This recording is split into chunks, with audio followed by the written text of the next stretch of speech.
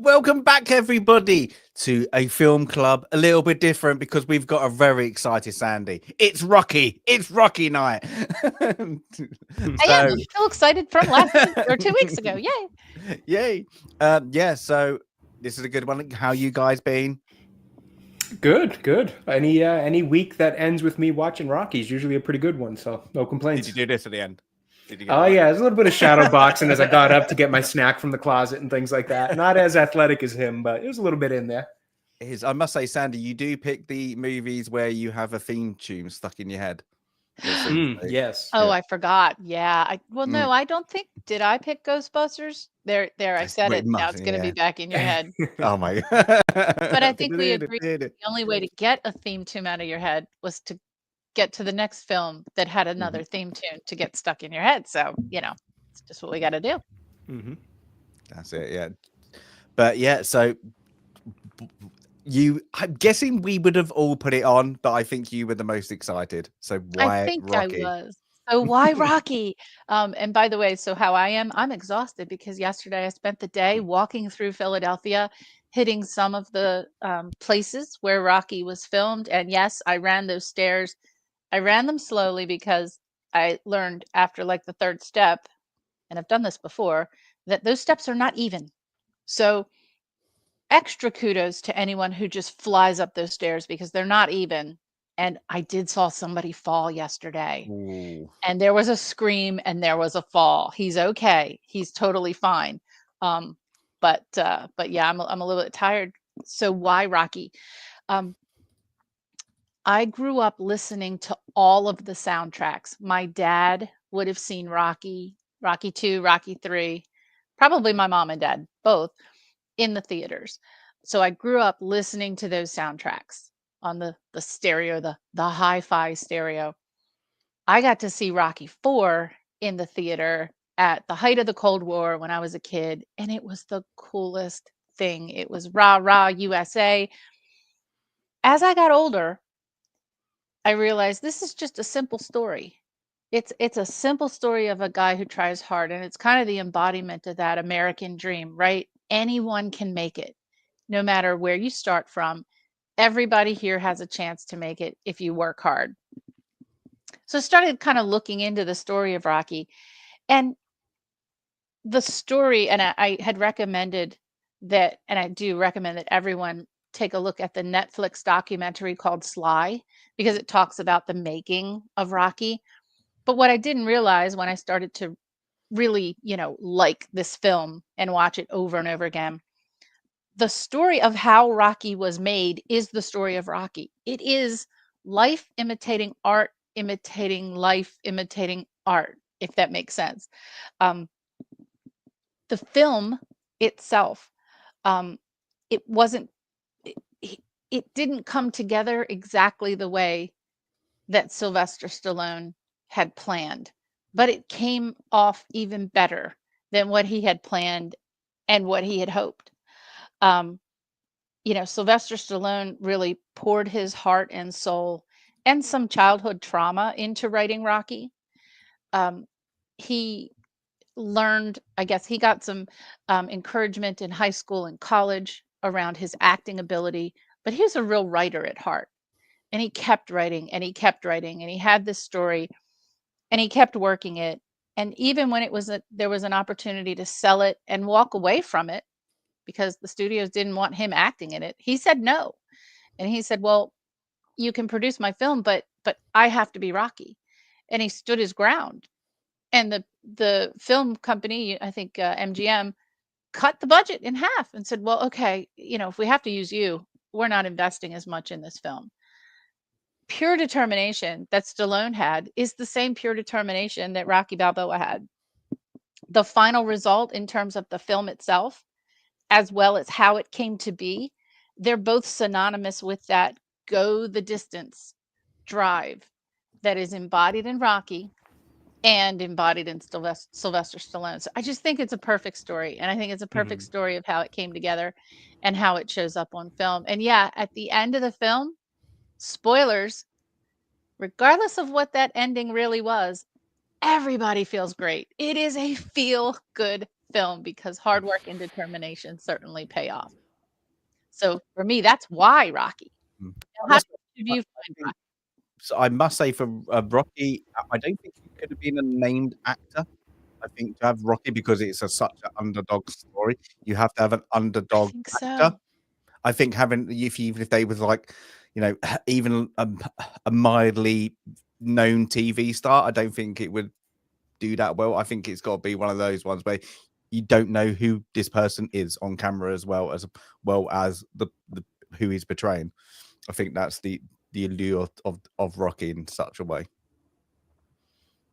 Absolutely. So how did you first discover Rocky? Jay, now I'm obviously you didn't see any of the main Rocky films in what I consider the first 4 in the theaters because you weren't even around at that time. So how did you discover this film? So for me, it was actually through my dad. And my dad is historically not a huge movie guy. It's just never really been his thing. I mean, he likes them, enjoys them. He's like a Western fan and all that from those days, from his childhood growing up and all that. But was never, he's never somebody who's like super into movies, but some that stand out, like I said, are Westerns. And then 80s action. He loved Arnold and Sly. He loved those movies. So the Rocky collection was something that I specifically remember my brother got him for a Christmas one year. And it was the whole first 5 DVD set. And as soon as he opened it, he was, like, oh, I can't wait to watch these. Haven't watched these movies before, in a long time. And having never seen that out of my dad before when it came to movies, I was like, okay, I got to watch these Rocky movies, see what it is. I was probably like anywhere from maybe 12 to 14 years old at the time. And I had known them through pop culture. You knew the song and all that kind of stuff. And you knew the Adrian and all that at the end, but didn't really know the movies. So took the 5-disc box set, went up to my room. And I think that whole Christmas weekend, I watched all of them because it was just the second you watch one, it was like, oh man, I love this. I need to keep watching them. Until you get to 5. Once you get to 5, you kind of like, all right, that's the end of this. I don't think we need it anymore. I think, but hey, I'll give it to them. Balboa, I didn't think Balboa was bad. I think, and that was like what, 2006-ish. So that was around the time I watched all these for the first time. So I kind of went right into Balboa because it was kind of the the new thing coming out. Or Rocky was coming back. I'll put Balboa over Rocky 5. I think I would, but I've seen a clip of an interview with Sly, and he literally rates all the movies, and then when he gets to 5, he's like, "And that's a 0." And they're like, so, really? He goes, at least and he's not like, alone "It's in awful," that. and he goes, "It's awful." He goes, "It's not what we wanted. It got good. completely taken over." Yep. And he goes, "So yeah, it's quite he gives it like like 8, 10, 9s or whatever, and then he's like 0. Yeah, he's fair like, enough. Okay. Like, so, but understand that movie is there's 1 to 4 really, and then Rocky Balboa, and then there's just this thing they did, and then Balboa, and then the Creed movies. But yeah, my so my fandom of it all came from my dad, and it was just like I said, something that stuck out to me with him because he was not a big movie buff, but this specific character, this set of movies, just always stuck with him. So yeah, every time I watch it, I always think of him. So it's got a little nostalgia to it now too. Me too. Every time I do watch it or I hear the song, I think of any of the songs. I think of my dad right away. Yep. So James, in the UK, what's Rocky feel like in the UK?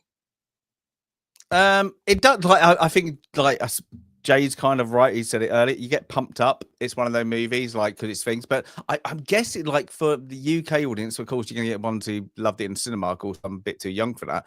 But it was that you've got that period in the 70s where they like doing that. If it was your kung fu action movie, and then your Rocky boxing movies, but you got a lot of those Hollywood dished out. Most of them were, this is a B movie, really, like with an A studio with the budget on top of it. That, you know, they was ones that did really well. So this, like, for me, it was always on, like, there's those ones like Enter the Dragon, always on TV. Rocky 2, 3, and 4, always on TV. Some, you know, you could always find them there. So for me, you know, an 80s kid, it's just you turned it on and everybody just sat there, and then you realize when you're older, you're like, oh, why am I doing shadow boxing? As Jay said, you start doing it. You don't like, you come out, you like, you know, a couple of them, you feel like you can take on the world. Yeah, it's good. It's being older, I suppose now you can see the Americanism, I suppose, is that things of like the American dream, the USA kind of moment onto it. And like you can look back, like you can see bits, you're like, yeah, that's a bit too much, you know, certain bits. You know, in Rocky 4, you know, at the end speech is yeah. dreadful. You know, you've got moments, even Apollo Creed in this with the fight at the end. I didn't know, like, watching this for the second, like, not second time, multiple times, but really digging down to it. January the 1st is one of your holidays, national bicentenary holidays. So I think that entire year, the entire year was, quote, a national holiday, right? Okay. It was the bicentennial year, the 200th anniversary of the United States. So of our greatest victory. Let's not leave that out. So it was the French. It was the French. The only victory we can give to him. Well, even Schoolhouse Rock acknowledges that. But it was the entire year there was stuff going on. In fact, next year being the 250th anniversary, the sesquicentennial. It doesn't have as good of a ring to it. Bicentennial sounds a lot better. Whatever. But yeah, there's a lot going on next year as well. So that it was just a big deal the whole year. So no, January. That's what was funny. It was like, why isn't it July 4th? Why is it January 1st? Yeah. But weird. They wanted to celebrate the entire year back now, then. Sandy, I know you did this on Godfather. Is this a Christmas movie? So I don't consider Rocky a Christmas movie, nor is it a Thanksgiving film, as you'll see. True. Particular turkey. It does feel. I'm sorry to interrupt. I was just going to say, but it does feel like one that you could watch around the holidays, though, because it's got that at-home kind of uplifting vibe to it. So I could definitely watch this around Thanksgiving or even Christmas. I think I could too. Yeah, but I don't know. I guess I didn't. I feel like it is more of a 4th of July kind of thing, just because. Yeah, fair enough. But you're right. You can watch this film anytime. You can watch this film anytime, and I hope you don't have to be from. There is something about growing up on the East Coast, right, in these neighborhoods, whether it's Philadelphia, Baltimore, Boston, New York, where you're in the city, but these are blue collar kids, and there also might not be a family around. You know, you don't see a dad from Rocky, and that's kind of where the the Mickey character kind of fills in. These are tough times, and you see the family dynamic with Adrian and Paulie, and people really, I think, connected with that. In the early 70s or mid 70s, so my dad's generation, your dad's generation, Jay, they're the kids of either immigrants or the generation that fought in World War II or survived the Depression. And so there's still that optimism. There's still that, hey, if I work really hard, I can do something with myself. But we'll see that initially, the character of Rocky, he's kind of in the middle. He's sort of given up on himself, maybe. And as Mickey will say, finally, when he breaks down, you had the talent. You had all the talent, but you didn't want to work at it. You didn't want to do what needed to be done. And so in this first scene, we're at the local, probably like the Knights of Columbus Hall or the church hall, which are in all of these neighborhoods. You've got the corner church across from the corner bar, and you've probably got a school attached to it, like an elementary school. And then you've got a great big hall where they play bingo on Tuesday nights and the old people club on Wednesday nights and boxing on Thursday nights. It's just what they did. They rented out these halls for these events. And he's doing the, you know, the low level boxing for a few bucks, just to make a few bucks, just to make ends meet. And he's getting, they're pulverizing each other. They're not so great. His opponent is going to take a cheap shot and headbutt him. And then that lights the fire in Rocky. And then he, of course, he ends up winning the fight. But he's only kind of, he's not fighting to his potential until that point. He's kind of half hanging in there. Yeah, why am I here? But this is a bit pathetic. What I think at the end when they sum it all up, he gets like $47 or something, doesn't he? The whole fight, they take off like, towels, showers. Here's $10 for towels. It's a racket. It's a racket. These promoters got to make their cut too. Hey, you got to pay for the hall. Well, then they're gonna get like there's probably one of them doesn't. He comes up how. Rocky, you good for another 3 round? Like he goes, yeah, and he's all great. He goes, he's going off to do a dodgy bet somewhere, like in the crowd, isn't he? Yeah, they're making more money betting on him than he's making from the fight. Absolutely. His quote full-time job, he's breaking thumbs and making collections for a loan shark because he's a tough guy. He's a tough guy. He has some skill in boxing. But he kind of goes at it half-hearted, not really into it.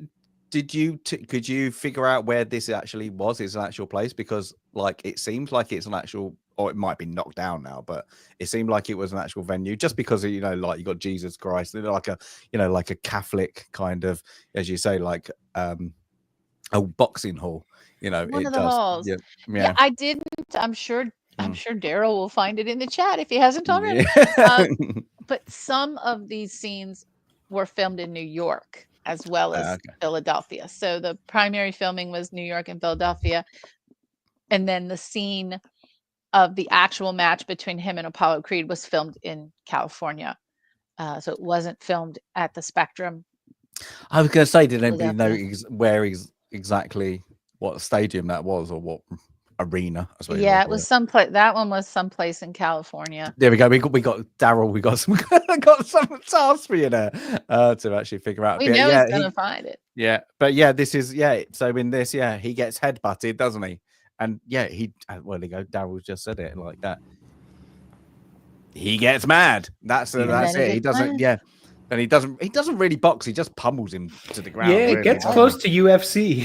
He just kind of beats him right down to the ground. Yeah, and it's like, and then one of the other one even says, you did him in there, but wins. Oh, sorry, I just go back one little slide there, Stasis. Yeah. I don't know if you've noticed this. I just noticed it now looking at this still shot. On the back there, it says Pro Boxing Resurrection. I wonder if that was a subtle little artistic thing, given that this story is a resurrection of his entire career. Because it's very perfectly framed there, and there could have been a reason why they. Yeah, I didn't even notice that until you just said that. Yeah, maybe. Yeah, as a backdrop, I didn't notice it until you kind of staring at it there. Interesting. Yeah, because when was this? Like, even in the time frame, it was 7 weeks. Let's be nice, 7-8 weeks before the fight, because later they say it's 5 weeks. So something like that. Mm-hmm. It's pretty quick moving. Yeah, so this so you're looking. You could be nice early November, couldn't you? You could be nice and say that. Yeah, because they go into it's definitely chilly out. You can tell by some of the background, and then they go right into Thanksgiving, so it has to be October, at the earliest. Mm-hmm. Oh, we got The Gym is Still There by Daryl. So no kidding. I do like that. If anybody's you guys have seen it, we for my girlfriend's brand, we did a boxing shoot with like some good boxers and all that, and we couldn't find a good like there were so many old style East gyms, like East London gyms, you know, like, but they were great looking, but they were too small to film in. They were literally, you know, like you've got like the crowd must have been like you couldn't get two people like foot like feet, but it's just literally that. It's it's a shame. Like all of them just been closed down, just been renovated into flats. It's terrible. Well, now where Like they have boxing clubs like in DC, they're all slick and new. Nothing looks like it's all like the state of the art, you know. Yeah, they're all like the state. You haven't got a Mickey shouting at you. No. But this illustrates, you know, he wins here, but he's undisciplined. And that's the frustration that Mickey has with him, is that I like there's talent. When he goes off, I brought this picture up, is straight away he's like got a cigarette like that. So he's not taking it seriously, you know. And the first thing he wants, he's going like leads off, and you can tell like he's in a dump straight away. They go, go and have that. A woman just shouts out, "You bum!" Probably lost money on him, right? Probably, yeah. And literally, when he goes in there, there's a guy battered. He's got bruises all over the face, and he must have lost because he gets $17, whereas Rocky gets 40. I think it's like $47 or something, isn't it? Something after expenses, after everything's taken out, and then they're like he's battered and he's got a beer can. And he's got a fag in his mouth. And it's just like, and then the guy goes, the doctor being in like 20 minutes. And like, he's got blood coming down his head. And I just think it's funny. They go, yeah, we don't really care. And it is like, they're in a proper, you know, the people even betting probably are, you know, the worst thing is they're probably betting on payday and then, you know, win or lose it, you know, or like, as we find out, probably going to a loan shark to, you know, get the electricity put back on, and then they go straight down to the bookies, you know, puts another, you know, hoping for that next big win. It's just showing this downtrodden Philadelphia straight away. And I you know, even to the point where we get, you know, he goes past, you know, what we find out is the I don't know, pet store, I suppose you want to go out, and he's like friendly to the pets. But like, even like the next bit is like, you know, we get this a lot. Was it a thing when it's cold? Literally get a metal can and stand burn on the it. corner. Yeah. Just burn your trash. You stand on the corner. Just and practicing your harmonizing. Hang out. Nothing weird here. But that's it. They've all got a flask, cigarettes, one thing, having a little sing along. And we get that like with the bins, even like when they go through, he runs through the marketplace. It's just there. You even see that in The Godfather. It's just burning trash to keep warm. It's just, you know, in the winter. But yeah, one of these gentlemen is Frank Stallone, Sylvester Stallone's brother, who is a, you know, songwriter and a performer in his own right. Yeah. I think in Rocky 2 or Rocky 3, one of the songs that he's only had, you know, bless him, he's like a one-hit wonder. He only had one song that actually ever charted. I think it was called Until It's Over. I probably I can sing it, I can hum it. I'm not doing that, but it's one of the songs from a future Rocky film. But yeah, he's one of the guys here singing on the corner. And he's also in the movie. Is it Nick Claus? Like Vince Vaughn's one. Yes, he plays like his brother, Santa Claus. Yeah, he plays Fred Claus. Fred Claus. Frank Claus. That's it. Frank Claus. That's it. And then all like he goes to was it a sibling envy class or something? I can't remember, but that's a pretty good joke. I see that. And and there's Rocket. Like everybody's around there, and they've all got famous, you know, brothers. And of course and then like everybody's like, well, my brother's Sliced Alone. Look at me. And then everybody, he's like, well, mine's Father Bloody Christmas. And like, you're taking a piss. Just like that. It's a little thing, but yeah, he's in I that. haven't seen that one. I'll add that It's to my actually list. Oh, quite I good. haven't It's, seen it in ages, but yeah. Yeah, it's a good little one. It's not one of the I great think ones, but Paul it's good fun. Giamatti might be Santa Claus in that too, right? Yes. Oh, okay. And also got forgot his name. Really good actor, got Me Too'd really badly in the UK and things. Let me look it up. Plays Seven in Seven. Kevin Spacey. Oh, Kevin Kevin Spacey. Spacey. That's Yeah, it. Kevin yeah. Spacey's in it as the You baddie. should say 7. Yeah.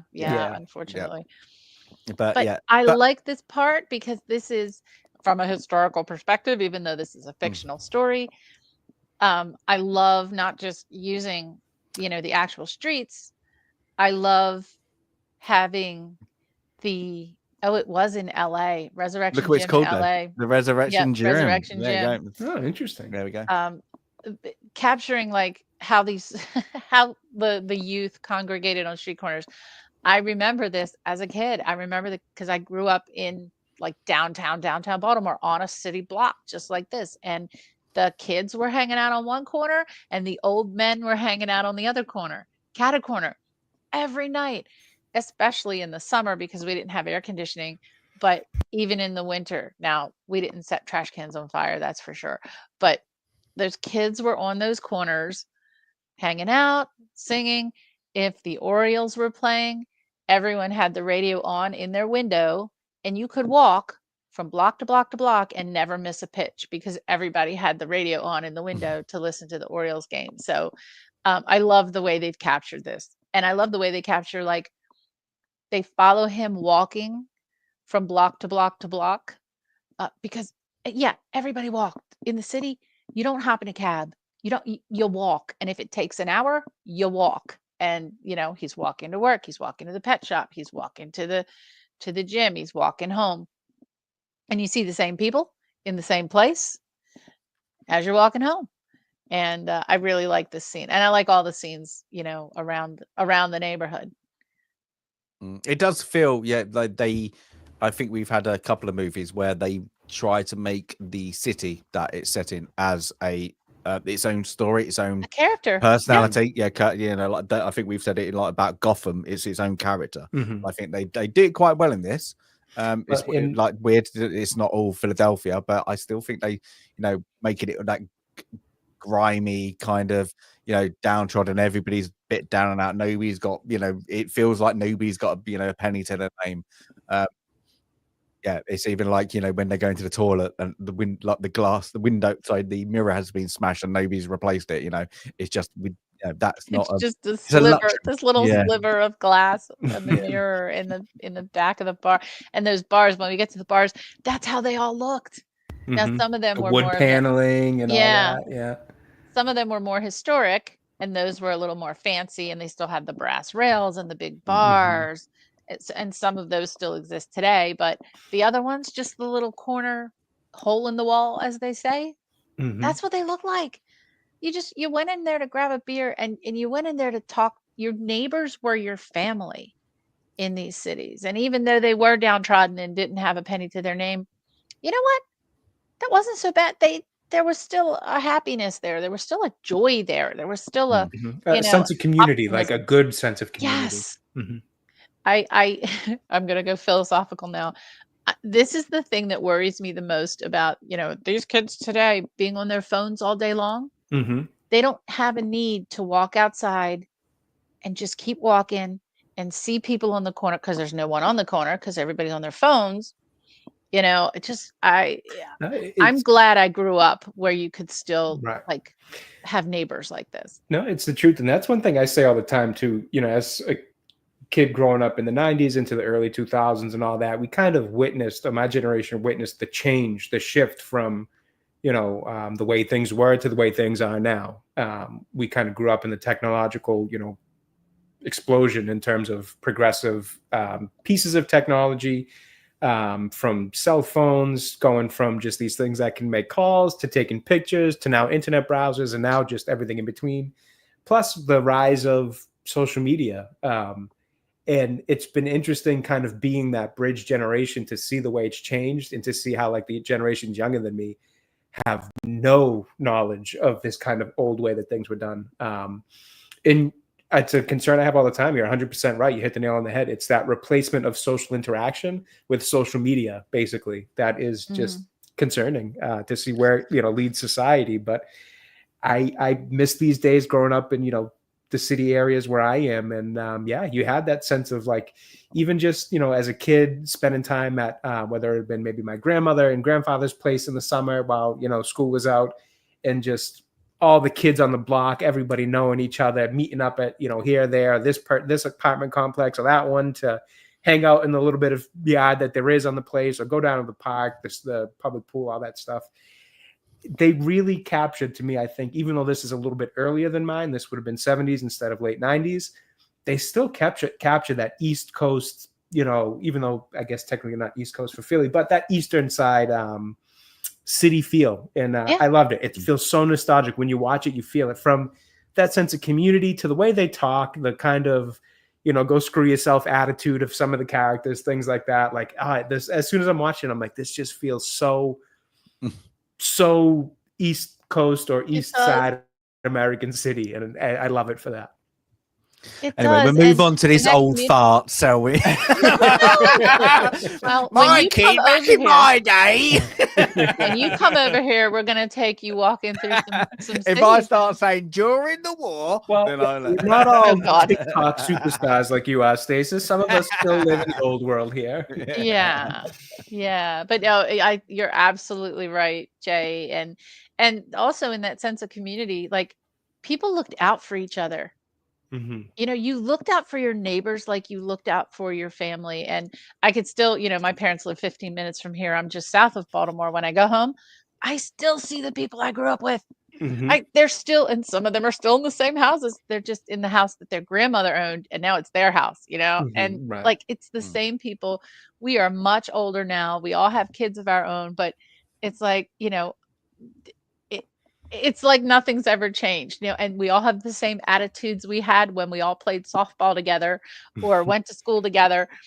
And I'm glad my kids do spend a lot of time at my mom, at their grandparents' house, because I want them to experience that and to appreciate that, that's part of their heritage. So, okay, I'm done. Okay. So now, so we're walking and we get to see his apartment, and oh my goodness gracious. It is what you'd expect. It is the bare bones. It's a one room, the fancy pants would call it a studio apartment. No, this is like a one room tenement flat. It is. No, I'm sorry, I've just brought a picture up there, and I'm 100% that on the left is a machete in the wall, isn't it? That uses he uses. I noticed that as well, and later on he uses a small hand. He uses a small hand knife in the wall as like a hook for something else, like a face cloth or something. So I thought that seems to be his hook system. Yeah, just there you go. It works. But so after he wrote the first draft of the screenplay, he did pass it to a few folks to take a look at, and they all told him, great story, but I hate Rocky. Because in the original draft, he did break legs and he was, the bad guy. So he changed it. Later, you'll see that when he goes collects, sometimes he's kind of easy on his victims. But also they added more time with the animals to make him seem like a really nice guy. It came through in the love story, because Sylvester Stallone, he characterizes this film not as a sports film. He characterizes this film as a love story. I would 100% agree with that. I do too. I would say I would characterize it as both, with the heavier focus being on, or I guess maybe like to say it tells a love story through a sports story. Yeah, I think that's a great way to do it. But another way to kind of display his character, it's not just that he goes to the pet shop because of Adrian, which that was the premise of him having all these goofy little pets, was to see her, so that he'd have to keep going to the pet store. But he changed the script a bit to actually have these moments where he did spend time with his little creatures. When he says, "Hey, Moby Dick, you want to come over here and spend time with the turtles?" That was added to make him, more likable. I think that may have been picked up by David Chase in writing Tony Soprano, because Tony Soprano is a horrible, horrible Oh, human being interesting. who loves animals. Mhm. He spends all those times with the ducks in his swimming pool. And later in The Sopranos, spoilers, everyone close your ears if you haven't seen it, but when a certain beloved animal gets killed and he goes off, that, try to find that one nice, there's got to be some nice thing in this cold heart of his. And Tony Soprano loves animals. And so that's why he kind of changed the script just a bit, just to add a few of those moments with him talking to his animals and interacting with them, not just as a device to spend time with Adrian, which was the original premise. Yeah, but I think it also brings up like this when they get to the next bit is he talks about the ingredients that like he's rehearsing what he's going to say to her the next day about there's too much mirth, and it's showing a little bit like a little bit of a simple side to Rocky at this point. He's like he's going through life, if that makes sense. So when Mickey kind of later, we have to go at him, he's just bumbling. He's got a possible talent, but he's still, if he wants to be a hard man, an enforcer, then do it. But he's just there. He's just, I'm getting through. I could be better, things. But they kind of play on when he's rehearsing. Is like, he's a bit of a he hasn't got all the. He's not well educated. Yeah, he's a bit slow. And that's one of the things I love about the Rocky character. And this rewatch made me remember exactly how much they do it. They try to make it seem like he's this very simple, kind of meathead fighter, but he's actually a really, there's a lot of depth to his character. He's actually really smart, and not just in a book smart type of way, but you find out in different scenes. He's got his street smarts for sure, but he's also really emotionally intelligent. There's a lot of cases where he look at him and Paulie, for example. He's got the understanding, he knows damn well. He's very aware of who Paulie is as a person and all his blemishes and warts, even though, he still accepts him as a friend and treats him as a friend. But he knows enough and aware enough about Paulie as a person to know he can't work for the guy that Rocky works for. He's great at kind of understanding the room in terms of emotional stuff going on with Paulie and his sister Adrian, when to let things go, when to step in. He's very aware of, I think, his situation in this fight. Obviously we'll get to it when he's first given the opportunity for the fight, his first response, but then just later on how he kind of approaches it.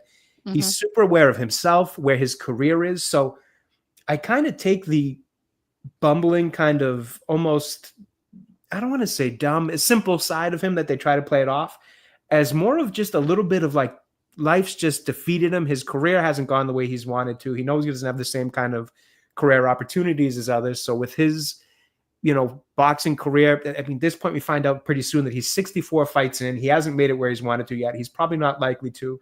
I think he's kind of just beaten down by okay, this is what my existence is going to be. So I'm just going to take the most positive spin out of it I can. And I think that positivity, that just genuine happiness of his pets, his trips to the, grocery store, pet store, all these things, it comes off as really simple, but I think it's more of that kind of mask that people wear to hide the kind of disappointment or not depression he has. I don't think he's a depressed character, but I really found this time watching through that bumbling side of him that seems simple is more of just a mask he puts on to try to skate through the toughness of life versus how intelligent and self-aware and personally aware of the others around him and just their emotions and how to balance all that he really is as a character. And you kind of see that throughout the rest of the movies too. So this rewatch really drove it home to me that I think this character is a lot smarter. And I think they wrote him knowing that he's a lot smarter than I think a lot of people expect out of him based off how simple they play him sometimes. Well said. I like that. I think also having such a good moral compass for being someone who, quote, breaks kneecaps and is a fighter. Deep down, he's got such a good moral compass. Yeah. And he wants that to be his way. It's just, he kind of like he says to Mickey later, like it's a living and he has to make a living and he doesn't have a lot of options. So another little bit of like that sacrificing what you really feel to get by in life just creates that little bit more of depression and that little bit more of kind of disappointment with where you are. So again, here comes that mask of the positivity. Yeah. But I like this scene, like with the photos, because it shows instantly, like anybody knows Italian families, they're normally quite large, and he's the last one, the last survivor, whatever, because he has his grandparents, his parents, and a picture of him, and he looks around it, looks at himself, and then he gets really depressed. So it's obvious straight away he's alone in the world.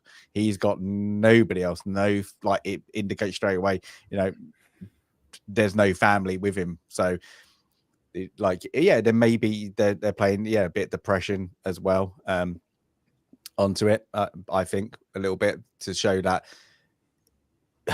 what's the point kind of moment. But it doesn't get to that, but it's there, what's the point of trying, Mickey, you could have been there to? He doesn't have anything yet to work hard for. Right. He doesn't yet have something to work for, something to drive for. And there she is. And there she is. There's what it's going to inspire him. But back to that scene in the mirror, all of those photos are his real family. It's his parents. It's him. That is no him. kidding. Okay. He and his brother.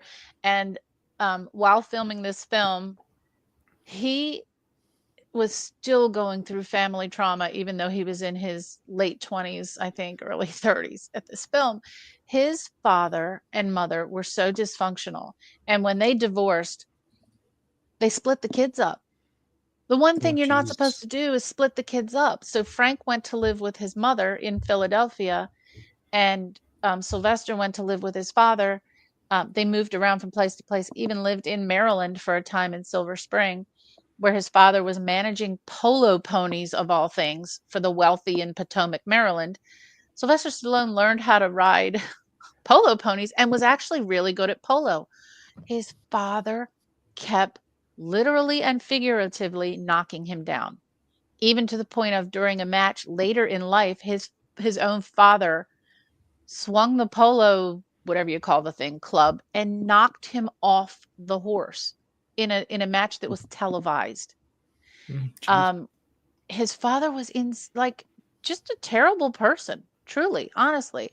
And Sylvester Stallone said he, was dealing still as an adult, dealing with the childish behavior of his parents, and drew on that feeling that he had in these scenes, right? In these scenes between him and Mickey, and in these scenes, even with him and Paulie, kind of pulling in kind of his anger that he had a family, but they were so dysfunctional. And his father really and truly was just jealous of Sylvester Stallone, to the point of, when Rocky was picked up and became a success, his father wrote his own screenplay, quote, "The Real Rocky," and wanted to use that screenplay to slam his son. And had to be, and tried to shop it around to studios. Now, today, you could probably see someone picking up something like that. But no one did, because they knew Sylvester Stallone was a good guy. He had a good thing going. He wasn't going to let his father go behind his back and tell a tell-all in some kind. I mean, what a crumb. Yeah. Just a crumb. Yeah. It's my word for mean old men. He's just a crumb. So he's iced his wound on his head. He has one, and it's time for some pet food. And he's visiting Adrian, who, straight away, she's got her own family issues. I mean, I think you can tell by her demeanor, she's probably someone who's been put down her whole life as well. She doesn't talk. She does not talk. And you can tell, it's not because she's afraid of him. It's not because she doesn't like him. It's because of her. It's because she does not talk. And she doesn't, maybe already you think she doesn't think she's good enough to even interact with people. She's just so quiet and keeps to herself. And it's so sweet. He's so bumbling. He's probably a guy, because he's a tough guy, in his neighborhood, he could probably have his pick of several girls who would want to throw themselves at just some muscular tough guy. But he likes Adrian, and it's just so sweet that he just wants her attention. He just wants her to talk to him. And you also get the feeling, at least I do, tell me if I'm wrong, you get the feeling that he's probably been in here 100 times doing the same thing. Yeah. And he's not going to stop. What- He's not going to stop. It's kind of like the really bad joke he kind of tries to tell, and then the other cashier kind of comes in, whatever helper, and then kind of puts him slightly down. You're like, oh, you know, and then she quickly goes, like you "Go and again." clean- type of yeah, thing, yeah, you again. Go and clean the go and clean the cat trays or whatever she calls it. Yeah, to just get her out there, and then like she kind of looks, he kind of puppy eyes to her a little bit. Well, and what I love about it too is that it's just this idea of, again, that the heart of gold that he has as a person. Obviously, the, no pun intended, but the kind of rocky exterior he has to have, given that he's a fighter and all that. Like, he's got to be this tough guy, this macho man, but he's got this heart of gold on the inside. He's like the pets he likes are these, you know, generally kind of more helpless creatures with turtles and goldfish. He takes a liking to this girl who's very quiet, very shy, obviously very, you know, self-confidence is very low, but he's got a soft spot for, you know, as a kind of tough protector that he views himself as, he's got a soft spot for, you know, what the weak, or the weak and downtrodden, is that the proper phrase? You know, so. Yeah. He's kind of got that soft spot, and again, it just adds this really likable layer to his character. Because, like Sandy said, yeah, he could probably be hanging out at the bar after a fight, picking up any chick who's, you know, been hanging around for any fighters type of thing. But instead, like, this is who he takes a liking to. And he does actually have a conversation with a character later on about, you know, not wanting to grow up to be that kind of woman and all that. Cause, you know, good men and all the whole kind of, you know, not moral high ground, but the moral stance he has on that. So you see it come up again later that, like, he's just got really, really strong morals, even for a guy who is a loan shark debt collector, which is something he doesn't, I'm sure it feels like his character doesn't like that he does. It's just the only way to make money for him, or the way he sees is the only way. Again, like Sandy said in that, sometimes he lets the guys get off a little easy because he doesn't want to inflict damage or be this bad guy. He's just got a heart of gold that shines through right from the beginning of the movie. He does. Now, in that scene, though, I did find in a couple of the scenes, particularly in the pet shop and in his apartment, is a little hard to hear the dialogue, even though I had headphones on. And so the only one thing that I would say, and it was nominated for an Oscar for sound, it did not win, is that in parts of the film, the sound is hard to hear. Now, yes. I do. I'm sorry, I was just going to say I noticed that too. So it's funny they did well with the sound design. Yeah, but I also did want to mention, you know, it wasn't until a few years ago that I even realized that he wrote this. I just thought, hey, Sylvester Stallone, action star, you know, in this film. I didn't know he poured his heart and soul and wrote it, and I have such tremendous respect for him. I also didn't know, because I always thought it was just his thing, was his accent. He was injured at birth, and the side of his face was paralyzed. And where I thought, like, his one side of his face is kind of droopy, I always thought that was like a boxing injury or something. No, he's had that since birth. He was injured. 1/4 of his face was paralyzed. And that's why he talks the way he does, because his kind of cheek muscles didn't develop on that side of his face. No kidding. So it's not an affectation. That is, you know, the way he talks. And he tried to not talk that way until it really became part of his character. But so I wanted to throw that in there, because some of these scenes, I do think it is the sound editing, but others it's his, you know. Well, yeah, in some is absolutely the editing, because I noticed it with a few characters and they're talking, especially like some of the stuff when there's a lot of people around. Yeah. It is super hard to make out what they're saying. It is. So now we're going to see what Rocky does.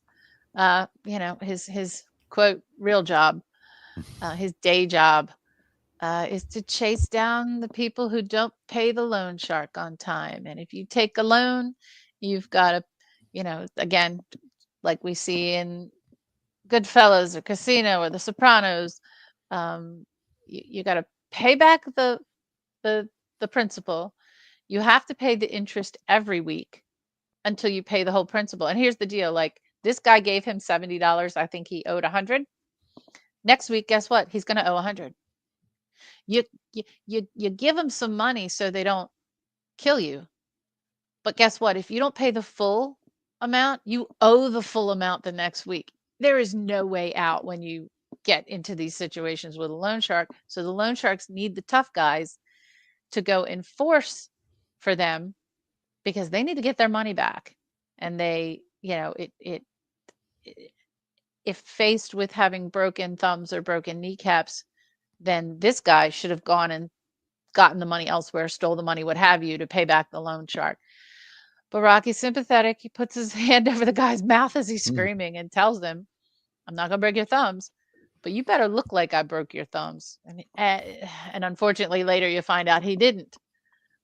But somehow, the loan shark has a soft spot for Rocky. I think he's another character, as awful as he is, he sees something in Rocky too. There's something he sees in him. Now, it's probably a future paycheck. Maybe he thinks, he's going to continue to bet on Rocky's fights. Maybe he's making a lot more money from the fights than he is from, from collecting.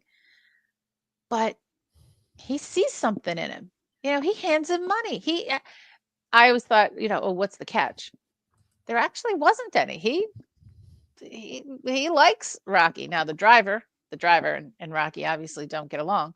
But he doesn't just see, and I'm going to use the term here. He doesn't just see Rocky as a useful idiot, but I don't think Rocky's an idiot either. But, from his perspective, he doesn't just see him as a thug. I think he sees something there. He has some kind of soft spot. And maybe he also knows, Rocky doesn't have a family. And in a weird way, it's a weird, twisted father figure-ish that he's got with this guy too. Because he's given him money. You don't see that in any other. You don't see Tony Soprano just throwing money out to his guys. No, they have to pay him. You don't see other gangsters being generous. You don't. So I think there's something there, and it's kind of intriguing, even though this isn't a really big part of the story. I think it's kind of intriguing that I think he sees something. He sees something good, bad, or useful in Rocky. No, absolutely. And I agree. It is interesting because kind of like, as it's been a little while since I had rewatched this one, honestly. So I was watching it again and I fell back into the same trap that from the very first time I had ever watched it, which was expecting that once he got the fight with Creed, this guy would kind of come barking at his heels of like, all right, what can I get out of this? Don't forget you work for me type of thing. And it just never happens. If anything, the guy's super supportive of it and then ends up helping him out with the training money and all that later on. So it is a really kind of interesting take on it because you just he's in the crowd cheering for Rocky. Yeah, it's like you said, it's almost like a father figure in a way. And it is really interesting because you just don't typically see that out of a loan shark type of character. You would expect him to go back. Now you're big time. Yeah. Okay, well, especially at the point, and I know I'm jumping ahead, but especially at the point where you see Paulie and then even Mickey trying to like ride coattails a little bit. And again, another case where you find out Rocky's a hell of a lot smarter than you would think because he's super aware of it and knows exactly where they're headed with that kind of stuff. You'd expect this guy to kind of do a similar thing, like, hey, buddy, don't forget how you got your money all these years and all that kind of stuff, who you work for. And it just never happens. He's kind of like, of all those three male characters between Paulie, Mickey, and himself, he's the only one who doesn't really like want anything from Rocky out of this. He just wants to support him and see him do well, which is just surprising. Yeah. So for from that, for nice, you think he would be expecting something out of it, but is he a gangster or is he just a loan shark? He's a loan shark. He's a loan shark, but they're all Italian. Tied to some family or something. I'm sure he's not just loan sharking for himself. Yeah. I'm sorry, I don't mean to stereotype, but they're Italian. They're Italian. So next, Rocky goes to the gym to get into his locker. His locker, and this is also very sweet. He tries the combination a few times, and I think the audience knows right away, you've been kicked out, right? Because you know it's going to happen. he takes off his hat and he's written down his combination in case he forgot it. Now, I just think that's really sweet. I think it also shows that they're, kind of the difference between his intelligence and his smarts. Maybe he just doesn't have a good memory. Maybe it's been hit. Maybe he's been hit in the head too much. But the fact that, your locker combination, come on. But he takes his hat off to check it again. And I just thought that was just really, that was a great touch. Again, you're 100% right. It's that little bit of just like, he's not an idiot. He's not stupid. He doesn't think he actually forgot it. It's just that little bit of like reasonable doubt of, well, no, Mickey wouldn't take my locker away, right? I must be doing something. Like, he'd rather put the blame on his own intelligence than immediately jump to, what did Mickey do? Did he give away my locker? It's just that incredibly kind-hearted nature of the character. But he knocks it off, finds out he's been put on a skid row, was it they call it? Yeah, skid row. Like yeah. The boxers who are losing grace, I guess, with Mickey. Yeah, that's it. So yeah, all his stuff is being put in a dirty bag. Let's say that. On a hook. Yeah. And the guy, the cleaner, don't go. Yeah, Mickey's out there, but he's in a bad mood. Mickey's never in a good mood, to be honest. Throughout every movie, it doesn't seem like it. But he goes into him, kicks off. The actor who is taking over his locker, he's been in so many things as well, hasn't he? Just like B actor of loads of things. I don't think I caught him. I don't think I really recognized who it was. Let me look him up here. I've got the list here. Yeah. No, Billy Sam. No, it's not Billy Sam. I forget if I heard the Stan character. Shaw? I know it. Stan Shaw. Yeah, he's been in so many, just little little parts now and again. He's just been shown into. I was like, oh, then now you recognize. You go, oh, I recognize you. But yeah, so this really is kind of just a back and forth of like how mean Mickey is. Kind of like he thinks Mickey's being over mean. Mickey is. But Mickey's got the reputation. You don't. Yeah, I'm in the middle of something. And what's his name? What's the actor's name? Burgess Meredith. He's the penguin. Yeah. Also, what's it? Clash of the Titans. He's been in, but he's one person. Oh yeah, he's always looked old. He's one of we said the thing. Them actors have always been old. I've even like black and white movies. He's old. He's always old. It's only his hair colors have changed. It just always looks old. It's really weird. But yeah, I think it was Hugh Cronin in something else. Or yes, there are those actors. Yeah, and he is. And I forgot he was in Clash of the Titans, the good 1980s Clash of the Titans, not the recent Clash of the Titans. But yeah, I gotta say, his voice. Now we're talking about Stallone's voice, Burgess Meredith's voice. I really can't take it. It's a little over the top. It's a little over the top. And I don't remember it being that bad until it's this scene too. Right when he starts, it's like, oh, dude, you got to dial it back a bit. That's too much. It's proper. It's got that gravelly, just sounds like it hurts to talk type of sound. It's a bit much. I'm trying to remember what he sounded like when he played the Penguin. It was more of a WC kind of hair. So speaking of Penguin, it's up there for me with over the top, ridiculous voices with Christian Bale's Batman. It really is. This rewatch kind of put it up there with me. I'm like, wow, I know what they were going for with that just gravelly old East Coast kind of grinder type of accent. He's been at life for decades, but it's just too much. Yeah. It's weird because even like Clash of the Titans, I love that 1984 version because he's very soft spoken in it. He's I don't more, think I've actually seen the 1984 version. Yeah.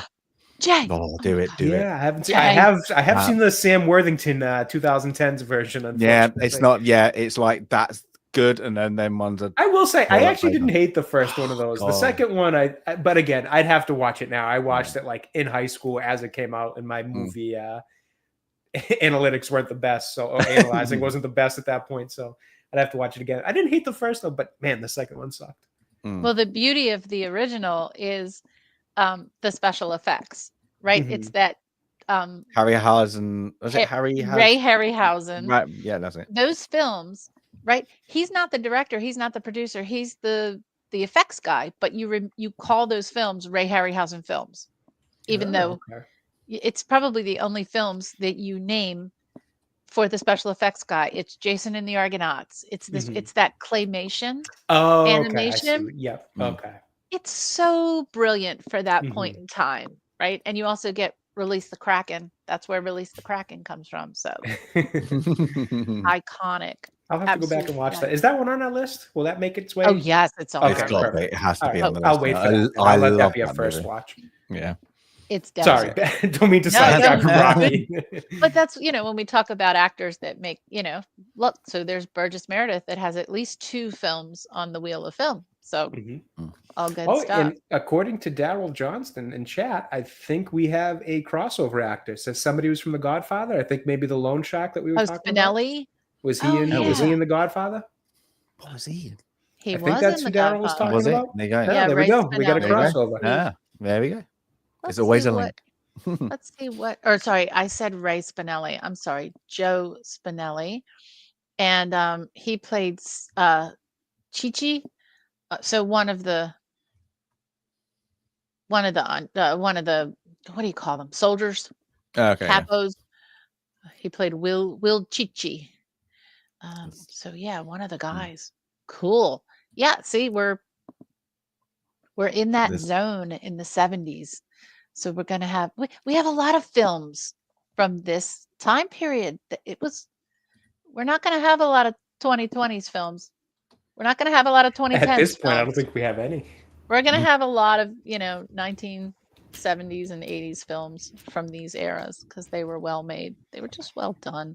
So it was a little down after talking to, or I should say, getting sort of chewed out by Mickey. There's not really a conversation one way. It's definitely he's getting chewed out. One way. He's going to go back to the pet shop. He's going to go see if Adrian will talk to him. Just because it's it's cold. I love what Adrian represents to him because again, you would think any other boxer, he's going to come out of there hot-headed, wanting to punch through the front door on the way out, and he's just like, nope, gonna go. I need to calm down. I'm going to go to the store that's got the gentle creatures, the little puppy in the window that he loves on the way in, the very gentle woman that he's obviously interested in romantically, and that's what he's going to do because he's not going to be a hot-headed meathead boxer. He's going to go in and just whatever. I've got something better to do right now than get my ass chewed out by some 70-year-old guy who hasn't really done much with his career either. Yeah, but it's just a one-way conversation. It's him talking. Yeah, in a different way this time. Yeah, not as much as the Mickey conversation. No, but yeah, it's lighthearted, and then again, it's just to go look. Yeah, I could have kicked off, but yeah, he's again. I think it shows what we said. Sandy said earlier. He's been 100 times. Every time, if she's there, I'm going in. If there's an excuse, I'm going in. And his excuse this time was just to go in and tell him, it's cold, isn't it, tonight? That's it. That's his excuse. No other reason. If this happened 100 more times, he would still go. I mean, that character, he would still do it. He wouldn't give up. And that's his Rocky. character. Go in the distance. He's not going to give up. And I just love how gentle he approaches every interaction with her too. It's never aggravation. It's never frustration. And I even think they kind of maybe overdid the shy acting with her to the point where there's a few times where she could at least maybe do a little bit of a head nod or just a very quiet response, a simple yes, things like that. I think they kind of make her almost as if it's just a little too far in the non-speaking type of response to him. But again, I think that's, it's just interesting to see how that would probably frustrate a lot of people, somebody just unwilling to talk to you, not to the point where you would yell at them or anything. You'd obviously recognize, okay, this person has some social issues, social anxieties, but enough that you might get a little bit short or you might just cut the conversation off and just be like, okay, well, I got to go then and leave. But he's just very gentle. It's like trying to feed a baby rabbit or a baby deer. He's got that softness for shy, nervous creatures, humans, whatever it may be. And I love the way he's just very, very, very soft, very, he's flirting, but not in an overboard type of, macho kind of way. It's talking about pets and little things like that. Like he just handles every interaction with her with such care. And I just love it. Again, just adds to the heart of this character.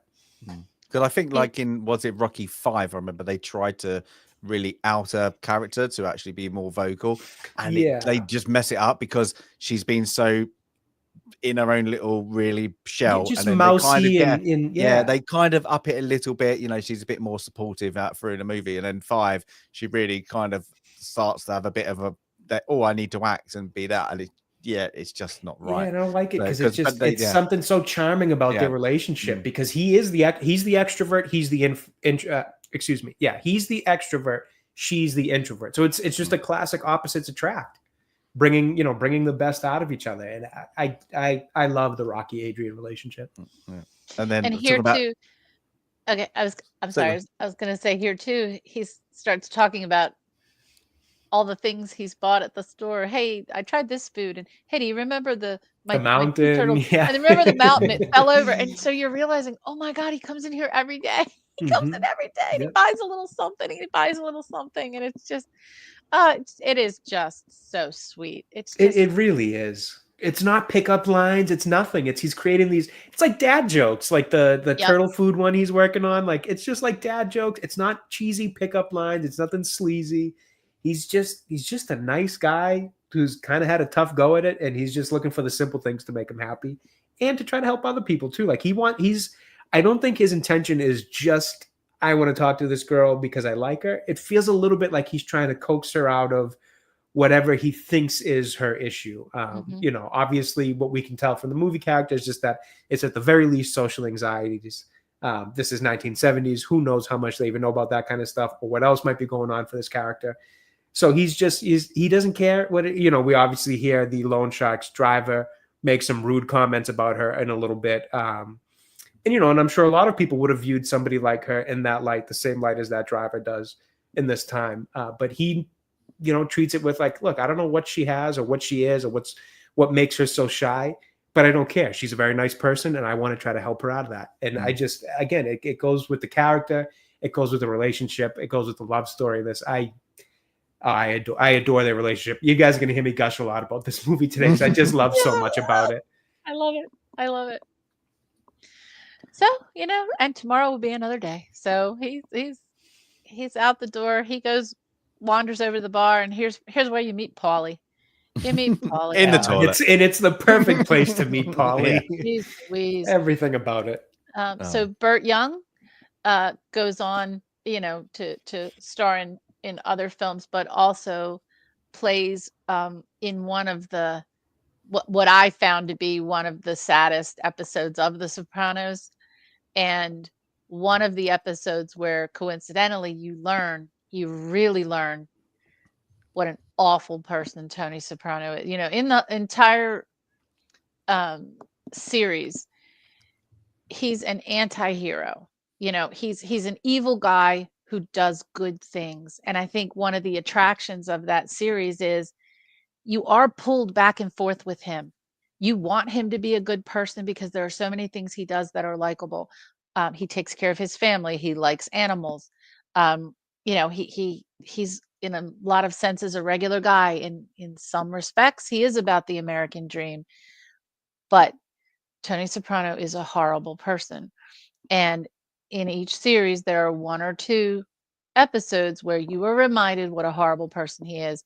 And the one for me that showed unequivocally what a horrible person he was what happened to the character played by Burt Young. Burt Young played Bobby Bacalieri Sr., who was an old former mobster who was dying of lung cancer. And Tony makes him do something that is going to put his life in jeopardy and ultimately end up in him being killed. Tony knew that was going to happen. He was an old man who shouldn't have been put in that situation. But Tony had to send a point, make a point with someone, and he sacrificed the character played by Burt Young. I believe he was nominated for an Emmy for that role. He did a tremendous job. And it's one of those episodes that I think everyone who likes The Sopranos remembers that particular episode and Burt Young did a great job there. And but again, what an in that series, a very likable character here, a very unlikable Polly. Good Lord. And I he mean, kind of never really changes, at least from what I No. remember. no, It's been a while since I've oh gone my through God. one to Balboa, Lazy, but he just opportunistic, never changes. I remember Mm. even being a kid mean, when I first watched these, being like, dude, Rocky, you need to cut this guy out of your life. He is just a cancer mean to to your Adrian. family, to your Yeah. life, everything. Yeah, he just Ah, never really Yeah, it's changes. just Sorry, spoiler it's- alert if you haven't seen the rest no. of them. Oh But my god, yeah, he's just an arse, isn't he? He's Paulie just goes into the grave as Paulie. yeah. he is. That's And it. it's one of those things that maybe it's like, okay, well, I love Adrian, so I have to accept the Mm. whole family, Mhm. And Paulie is my friend. We go way back, Yeah. and friendships transcend this horrible behavior on his part. I mean, just what a I mean, it's the definition of a loser. I hate to Mhm. say, it's not about being downtrodden. It's not about being in a nowhere job, dead end job. It's about how you treat other people. And Paulie does not treat other people well at all. He is an absolute loser. Yeah. That's it, Billy. Yeah, I'm depressed. You can be depressed, and I'm bringing everybody down around with me Self-centered. because yeah, Mhm. yeah, Mhm. because I should be there where you are, Yeah, and I'm not. And jealous, right? I'm still not going to do anything about it. So yeah. Yeah. Mm. But yeah, so they have a kind of like it is just to introduce he's an arsehole, really, isn't it? Really, it's like this is what Rocky's going to have to deal with. Yeah, he's Through the just that movie. friend, the friend Yeah, that's just yeah, you stick by him, you know him long enough. He's kind of grandfathered into his friendship at this yeah. point, but he's just always going to be a leech on your life. Mm, that's it. So whilst at the bar, We look at the television. There he that's it, is. and yeah, Cole Weathers, the late Cole Weathers. He's As so good in this. It's so yeah, small and so like his role Mm. isn't huge in terms of screen time, not in this one at least. But man, he plays that cocky champion of the world boxer from that era beautifully. I think he's great in this. He does, and he was not the first choice. Sylvester Really? Stallone there were 2 or 3 other people he wanted ahead of Carl Weathers, Yeah. but then, again, fate put the right person in his hands, and, he says, "And now I could never imagine anyone Oh, else." Yeah, no. you can't. I mean, he is perfect in this role. The way he plays it, the charisma, the off the cuff. I mean, obviously it's scripted, and he's just reciting lines, but the way he acts, the kind of off the cuff quickness and kind of little sayings and catchy things of fighters of this time that would go into promotion of fights and all that. Oh, he's so damn good. It comes off so fluid, so quick, as if he's making it up on the spot, like it's not scripted. And Well, of speaking course, of he's got that, the physique for being a boxer he too. He looks does. great Yeah. in this.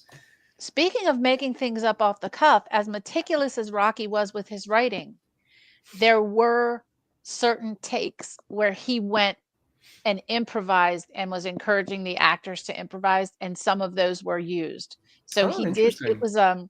it was a mix. And later when you see the scene with him and Mickey in Rocky's apartment where he kind of throws him out of the apartment, then he goes back and gets him. He was frustrated at Burgess Meredith because, being a classically trained actor, Burgess Meredith was sticking to the script, obviously. And that was one of the scenes where Rocky wanted some more improvisation, or Sylvester Stallone.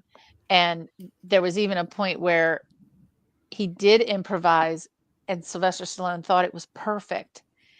And Burgess Meredith kind of stopped himself in the middle. Oh, Because he caught himself improvising, and Sylvester Stallone was so mad that he couldn't just let it go, that the next scene he's like, "Do it again!" and both of them were angry, and that was the scene that got made. They channeled that anger, and he says, and but he said, what could have been in that prior take, but Burgess Meredith stopped it in the middle. He was just so mad at that. But so the character of Apollo Creed, I wanted to really spend a minute on this. This is where I think Sylvester Stallone's writing is very economical, right? Apollo Creed doesn't talk that much, But, and to your point, we don't see a lot of him, but we know exactly who he is from how he dresses, who he surrounds himself with, his attitude, all of that. We see, number one, he's a businessman. He's a businessman. He is the embodiment of the American dream, the same way Rocky is. Rocky's going to pull himself up by his bootstraps and become something, and that's the American dream. Apollo's already done it, but he's going to leverage that love of his country for allowing him to get where he is. It's the bicentennial year. He's going to market the heck out of it, because that's the American dream is also capitalism. And he sees that. He embodies it. He's going to make it happen. That's his thing. It's not about winning a fight. It's about winning the fight in this year with those trunks on. And again, so James, I have pictures that my grandparents took of things around the bicentennial year where all the houses were decorated in red, white, and blue, like all year. In Baltimore, each city had a different celebration weekend. And in Baltimore, the celebration thing that they did, I'm not kidding, was for that time in 1976, the world's largest birthday cake was made in Baltimore. And it was over at Fort McHenry. And it was this huge, 1976 birthday cake. And my grandmother, many, many, many, many years later, had a frozen piece of that birthday cake in her freezer, probably until the day she died. Wow. It was a big deal. So embodied in this character was, and you're going to find out that the boxer he wanted to fight was injured, not available to fight. It wasn't about canceling the fight. You couldn't do it because you had to capitalize. You got to capitalize on this. So, well, I think they say like he's promoted like $1 million or something silly like that, wasn't it? I can't remember what they say. So yeah, even though the guy's broken one of his hands, and then he's like, yeah, we phoned other people. They're not doing it because there's only 5 weeks to the fight at this point. And then he's like, got an idea, the American dream. Let's do that American straight away. Yeah. So he's just being told the bad news, but it's like shrewd businessman. local well, boy. what can we do? Let's give somebody a shot then. In Philadelphia, the cradle of liberty, the city where the Declaration of Independence was signed, and the Liberty Bell and all that good stuff. And they're going to find somebody. And now this I don't quite get, but literally they just flip through a book and they find the name Italian Stallion. That's why they pick Rocky, for the name, the Italian Stallion. Yeah. But do you notice what he says? He says, we're going to give him a good show. Not, had Rocky. I wonder if there must be. I wonder if these books actually were because you have to be licensed, don't you, to box. So I'm guessing there was probably just a big book that people could flick through, who see how probably got updated once a year to see their record. Yeah, and he just was like, there it is. There's the name. Didn't care who he was. Even the just trainer made for the right promotion. Yeah, and the trainer even says, you want to stay away from him. He's a southpaw. I don't want you dealing with that. And he's like, no, it's not about that. It's the name, the Italian Stallion. There's nothing else. Well, interesting. The trainer, Duke. Now, Sylvester Stallone could not have known when he wrote Rocky that there would be an entire franchise after. But there are 2 moments in this film where Duke is a little bit prophetic about about what's kind of going to come to be. And there are only 2 actors other than Sylvester Stallone who are in all 6 of the Rocky movies. And one of them is Burt Young, and one of them is this actor. And he is Tony Burton. So the trainer, and later on he's featured more prominently. Then he becomes Rocky's, I won't spoil everything. But Tony Burton features in all 6 of the Rocky films, along with Burt Young and Sylvester Stallone. But he says, don't want to mess with the southpaw. And later, when he's watching Rocky train on TV, just from his face, and he leans in to look at the television, he's a little worried. he's a little bit worried. He also knows Apollo's probably not training as hard as he should. He's into the business now. He's into the money. He's building his financial empire. And he says, we're going to give him a good show. So he might not be taking this as a boxing match because he's picking some nobody that he's obviously going to flatten, right? So I think this is a really important scene, not just because it progresses the story, but because of what you learn about Apollo Creed and everything in this short little scene. You learn everything you need to know about him, and you love him. You just love him. Yeah, he's a arrogant but likable character like that. Oh yeah. So we get back, and then of course they've picked the name. Of course, Rocky doesn't know, but Rocky's next bit is to go on a date like that. So he's off now. Is this where it's the Thanksgiving chicken, isn't it? So yeah, so him and Paulie go back to Paulie's place, and she's been cooking dinner. And yeah, so this is supposed to be Thanksgiving, isn't it? Because he chucks out the turkey. What a horrible person he is. Yeah, this one's rough. Yet he hangs on to the turkey leg. He flings the turkey, but he comes back with a leg.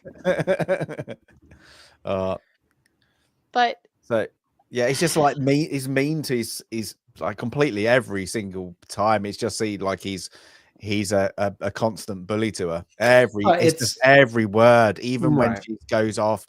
It's just I know I'm gonna like, even though she's not talking, I need to have the last word, even though there's no. It's just he just becomes the bullying factor. Well, because Paulie's just, for lack of a better way to put it, a bit of a defeated loser. He hasn't had things go his way in life. He's defeated by life. And he blames it on everybody around him. It's just that kind of nature, and he blames a lot of. I mean, you'll hear it later on when he has a bit of a meltdown, but he blames his loneliness in life and all that on his sister. Like, he just, again, there's this whole thing where instead of accepting kind of his accountability for how his life went, how his life has gone, his character is just the type to blame it on everybody around him, especially the closest to him, which you'll see is obviously Adrian, but then becomes Rocky a little bit as well. And as movies go on, you see more of it because it's Paulie's nature. He's just a loser with no accountability and blames it on the people closest to him. Yeah. So whilst he's being an arse in the back, the TV announcer announces I can't remember the boxer's name he was supposed to fight, but yeah, that he's out. Slipping my mind. Yeah, he's out. And then of course she's ready with iconic glasses. So they're off. I think Paulie always said, she likes to ice skate. So she likes to ice skate. So he which goes seems like something Paulie just made up, because it looks like in this scene that she's never ice skated a day in her life. So I'm not sure where Paulie got that from, but I like to think that he's just part of his character was like just made some shit up because he doesn't care. Maybe. So when this scene was filmed, there were supposed to be people in the ice rink, but either there was an actor strike or something, and the extras did not show up, and they couldn't postpone because they wanted to stay on budget. Sylvester Stallone was very cautious about staying on budget. So they changed the scene to this, scene where he's got to bribe the guy to stay open so that they can skate. Now, I also don't know, did that make them change the day to Thanksgiving so that there would be a reason for the rink to be closed or so? I don't know about that, but he goes into it in the documentary that, this turned into such a great scene because number one, she finally talks. And he says, that my parents always told me that I didn't have such a good brain, so I had to use my body. And she stops, and it's when she first talks, and she smiles and looks at him and says, "Well, that's funny. My mom told me the opposite. She said you don't have such a good body, so you've got to use your brains." Oh, so touching and just so sweet, that they could share that moment together. and you know, I like the fact that and the way it was filmed, it is kind of bumpy and it is kind of all Yeah. over the place, but you're really just focusing on very few words. It is very few words spoken between them, but you get so much from so few words from these two characters. Okay. And they take the walk home, of course, you know, like this, because every time he's still in the train, cigarette, away he goes. And away Cigarette he goes. here. Oh. Wearing exactly the same clothes he had on yesterday. You know, and all and the they wrong get- shoes, which we're going to talk about when he starts training. Oh my God, we're going to talk about. the Converse. Yeah, I also noticed the Chuck That hurt my Taylors, and feet. my first thing is like, dude, Chuck Taylors are so. You might as well be Ow. walking I- barefoot. I- There is I- nothing to Ow, that shoe. yeah. Do you I know love what I them. was I love a thinking? good pair of classic black Chuck Taylors, but they just are terrible. Not for shoes. working out, not for Yeah, running or but walking. my first thing, I not was for like, wearing "Oh, his shoes. 1976. I wonder how much they would be worth now." God. I always think it's funny too because I believe those came around for basketball. I thought they might have been invented around. Oh, they Yeah, were. but That's yeah. They were what invented for basketball. basketball, right? Jeez. And they are such awful shoes to wear for playing basketball. Yeah. I mean, for doing most anything athletic, For even anything. walking around, they're pretty brutal. But yeah, I noticed that as well. The second he puts his foot up on the wall or something to tie it, I'm like, ooh, that's a rough shoe choice. They came like a Yep. skater shoe, didn't they? That was it. Yeah. Those Yeah, and it kind of Vans. worked its That way and towards Vans that. came, Yeah, Vans, Mm. all that. My I don't know if kids they wear actually 'em- skate in them or just kind of wear them as fashion. My kids wear them now for fashion, and they love, like, each of them have like 4 different colors. Yeah, you know, I got to get a pair of them. I haven't had them in ages. and they're so Yeah. dirty.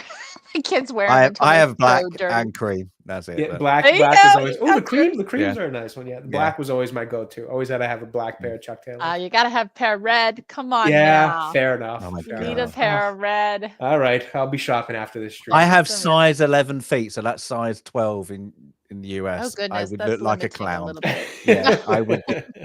Literally, imagine that red shoes. Literally, like, Jeez. Fair enough. yeah. Oh, but yeah. So they go back to his apartment. Kind of come in, like look at my face. It's like, you know, he's being a bit, you know, come up. I'm, you know me. Mhm. He's hoping for, you know, the kiss. So yeah, she's looking. She doesn't really say anything really. Like this, the first point. No, she's like, okay, like Yeah. I'm going into.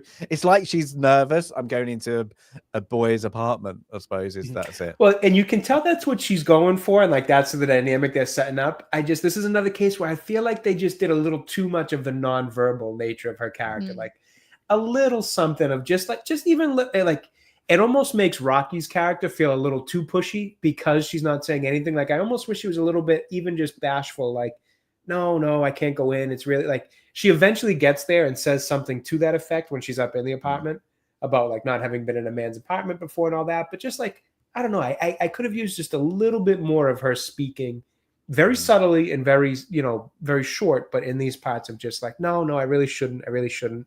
That type of thing, because it almost just plays a little too awkward with her not saying anything at all. But as soon as Yeah, she I goes think in, so.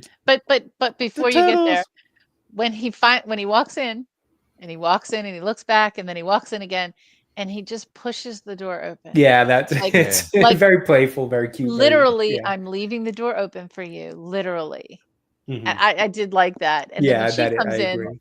she pulls the door closed, Mhm. and that means like she's okay. She's okay now. She's gonna do Right. this.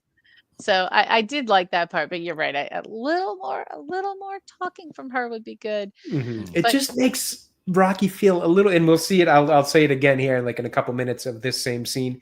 It just makes him feel too pushy because she Little like too pushy. really is like creepy a little bit. uncomfortable. Yeah, like, and again, I know what they're going for. It's that coaxing her. Like he knows that she's interested in him and likes him and like wants to come out of that shell, but she just physically can't get herself or mentally can't get herself out of it.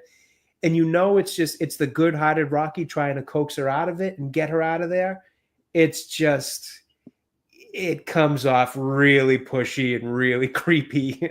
I like kind of where the scene ends because with the way she kisses him back, you can tell that she's into it and interested and wanted it. and you can tell that that's what they were going for, was that he knew that about her. She just needed help getting to that point.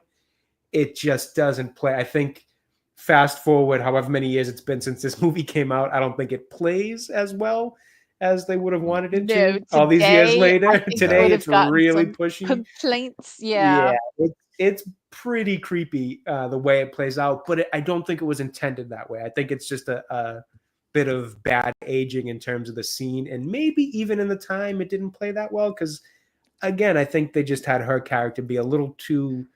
She almost like they didn't. Scared and uncomfortable. I think that's. I wonder if the original script actually did have actual. And it just seemed a bit something to ease it a little bit, because she just like I said, she comes off more scared than just unsure, and I think they were going for that unsure, nervous thing, and it just comes off as like scared something bad's gonna happen. So it doesn't play the way they wanted to, but I feel like I know what they were going for. They dress her like a 70-year-old woman, like a little old lady. I will say the glasses are killer though. Those glasses are awesome. Yeah, I do like. But I like how like he first comes in, he's like talks about the animals. There's the connection, and he also gets his top off. That's like he's like well gets the tank top, and he's like look at me. And even this point, he's like gotta use what you got. Yeah, it's like hey look at me, like over the top, and then. Yeah, we get to take off the glasses, take the hair. Yeah, even as he's saying it, like take the glasses off, take the hat off. It's like, all right, dude, chill out. This sounds a little weird. Getting the creepy there. But let me ask you this. Let me just here's what I noticed in this scene. He's been working on her for goodness knows how long. Could be years, every day, going into the pet store. And maybe you're hoping one day that she'll come back to your apartment. You think you would clean the beer bottles off the back of the sofa once in a while? Or even when you're trying to make space on the seat, you think you'd remove the trash of newspapers instead of just slide it over a little bit. Beer bottles, cigarette butts, newspaper, and God knows what else on that couch. And he's just like, oh, come on over. It's good over here. I'm like, oh my God, the beer bottles. It's just, you would think. But again, just a simple guy. Hey, you know what? What you see is what you get with him. He's not trying to be someone he's not. No, for sure. It's a mostly like I like even this kissing, like it's the most. I'm guessing they meant to do it. Like we've got to be awkward, and then even to make it, why did they go to the floor? Like that, like we're just gonna do it in the kind. Where else are you gonna go? Yeah, she'd probably like if we go over there, hepatitis C. Lord only knows. Well, he even made a point, like he says, "Well, you better come over here because the bugs are there are more bugs over bugs there in that room." Anyway, but yay! So yes, so yeah, they when they do finally get to the point where she's kissing him back, the scene feels a lot better because it's like, all right, I like where this ended and where it got to. It just a little rough how it got there. Yeah, it is. But now he goes back. This is kind of now we go into sports movie-ish, I suppose. He goes back to the mighty Mickey's boxing thing where Mickey's been looking for him because he's the promoter of Apollo Creed wants to speak to Rocky, and he believes, and they kind of both don't know that it's a must be for sparring partner. Yeah. Yeah.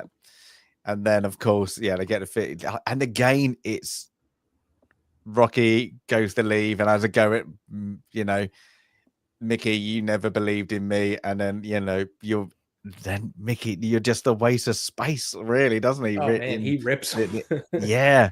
You always had the talent. You always had the talent. You just didn't put in the effort. Yeah, that's it. Yeah. So he's. I still don't like him though. Okay, I get I get what you're trying to say, Mick, but I remember by the time we see the end of Mickey's story in these movies, I remember liking him way more. We love him. Yeah, like I gotta rewatch 2, 3, 4 because like I'm trying to forget. I forget which one he actually his character ends in. That was 3, right? It's 3 because Clubber Lang knocks him down, right? Yeah. Okay. But yeah, knocked him down on the stairwell or whatever it is. That's right. Yep. Yeah, I remember liking his character a lot by that point in the movie series. But in this movie, I'm like, I don't really like Mickey. Why did I like Mickey again? See, So I gotta watch the I second must and say, third. yeah, I don't like him throughout the whole series. Like when he's even in, like he comes to his end, because I'm just like he's kind of still in for himself. He's like He's like a gratitude. coattail rider. He Yeah, he saw the golden goose and he jumped on. Him and Yeah. Polly. Yeah, Yeah, well, he's and happy Polly, I because at remember. least one of his boxers finally got there. So he's Right. not about Rocky. He's about inner gratitude for himself because Right. finally all this training for the trainers I've ever, whatever I've done with the other boxers, one got there. And that's and it's just not a likable character. You got him and I've got to Paulie. watch the I don't others like with him. about and like even some of the parts where like Adrian watch them later. again. She's not. She becomes an unlikable character. See, and I remember by unfortunately, the time, which is number 4 the one where they're like wicked rich and they end up like, I think the movie starts with them maybe moving out of their mansion or something. No, that's Yeah, 5. right. Is that 5 5? No, they're that's moving 5. out. 5. Is that 5? Four, Okay. they're Moving very out. rich. I feel like I remember Yeah. by 5 she was getting Yeah. a bit unlikable. I can't So remember. in 4 they start. Yeah, the 4 they start to get the Lamborghinis. I think he gets the and all that.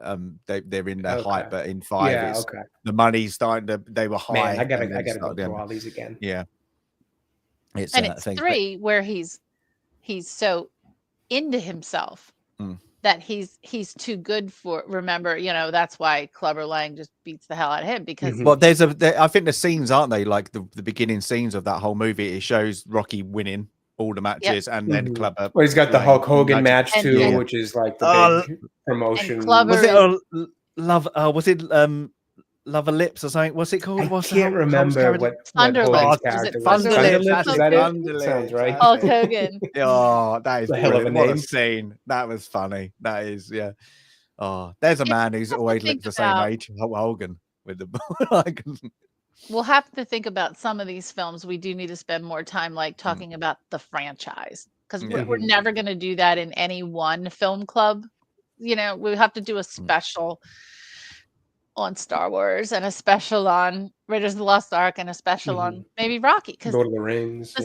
No, we've got Lord of the Rings trilogy as one. Oh, do we already have that as well? well? Yeah, we have that as one. Perfect. That's gonna be the 12-hour special. 24-hour stream. Yeah, that's the director's cut ones too. So the extendeds. Yeah, that's a 24-hour stream because we tend to have a film club that's twice as long as the film. So 12-hour director cut is 24-hour. We're doing it.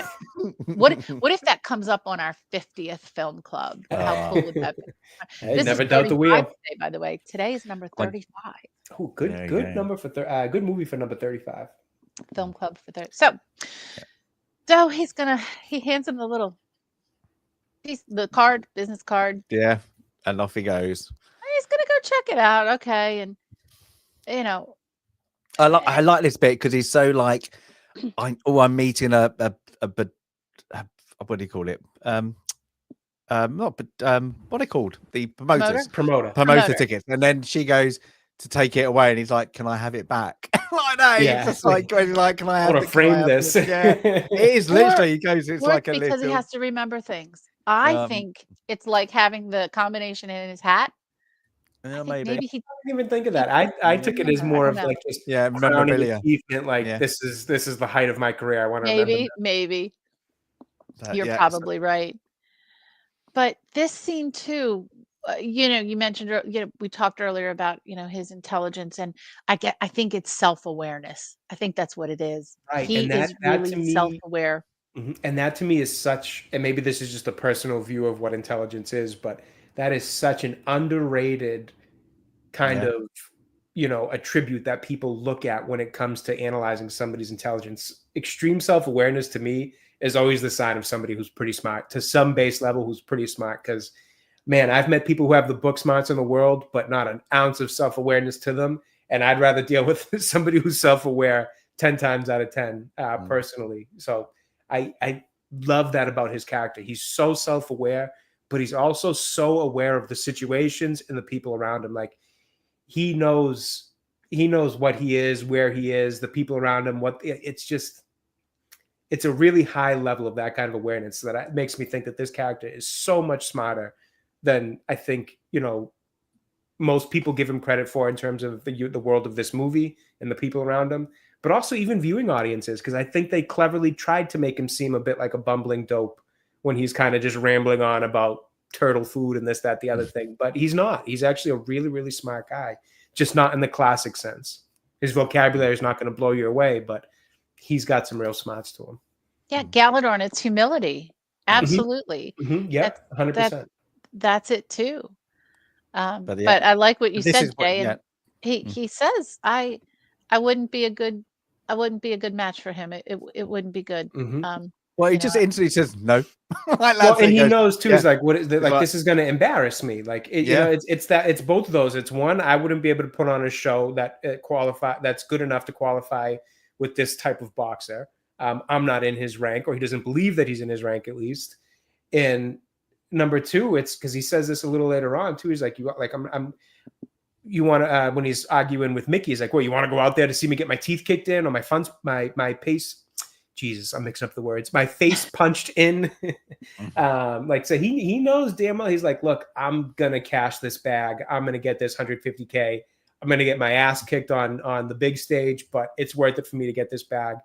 And now all these people kind of want to ride the coattails to it, and in his mind, it's coattails to what? Like, I'm gonna go get my ass kicked out there. What do you guys want to be on my coattails for this? So that, again, just multi-layered levels of understanding with him that I think is such an in-depth character that I don't think gets enough credit, to be honest with you. When people think back on the character or the movies, I think it mostly comes down to just the underdog fight and winning. I don't think maybe I shouldn't speak for everybody, but for myself, it really took this viewing for me to understand how in-depth and how intelligent this character really is. absolutely. So He's in also this- he's got something to fight for. He's got, Mhm. and again, that's the frustration that Mickey had was he didn't want to work hard wanna for fight for him. himself. Yeah. He needed someone. He needs the carrot on a Adrian. stick type of thing. Needs something to motivate him. He needs Adrian. They need each other. So he's gonna do it. And he's sitting next to Adrian, and now they're comfy with each other. She's not as dowdy. Yeah, and I love that little subtle. Just she's coming out of her shell more. Yep. I love that. And Paul's getting Polly. Yeah. Jeez. And I like how he's put on his best. Like I love that because you see Got one good sweater. Got one good sweater, and it's like a Christmas sweater. Is that a jumper? Is that what you guys call a jumper? Yeah, jumper. That's a jumper. We that's a call it jumper. Okay. Yeah, sweaters, And- jumpers. I would have thought jumper was like a jumpsuit here. Like, No. yeah, fair enough. The end of the press conference, and you could see he's kind of in he's in the back. He's in the back. But he does come up and he does talk, and he says, "Yo, Adrian." Yeah. Yo, Adrian's Rocky. How sweet. He did. He, this is probably the most important event of his life coming up. And all he can do, he can think of, he's got to say hi to Adrian. He's got to say hi to Adrian. I think it's like something like this age, this like this age group. Like, do you think like the age here, like where telephones are? Like, do you get like older people back in the things used to introduce themselves even though you knew who was calling, and they still did it? They'd be like, like your dad would call or something like that, and he'd be like, "Hi, it's Dad." And I'm like, I know it is you. But one, I see your number, but also I recognize your voice. And it's the same with that. Like Rocky, he's on TV. She I just want to say hello to Adrian. It's like, "Yo, Adrian, it's Rocky." It's that kind of moment. It just makes me laugh. People. Yeah, I know it's you.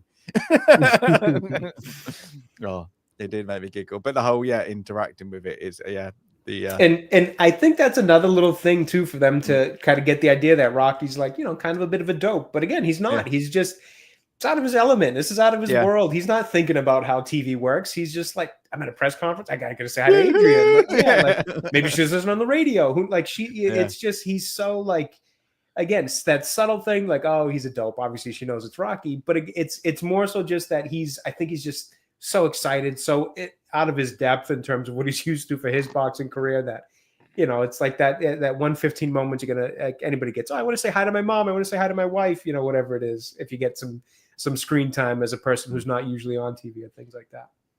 It just plays again, really, really charming to his character. It is cute. It is just cute. Yeah. And then from that, no, I found this scene like just how it was shot, just like this. I brought this out like just the red pillar. I don't know where, like it's like they were It's a trash hiding can. the scene. Is it a trash can? Is it? That's a trash Yeah, can. great Yes. trash can, top of trash can. Okay.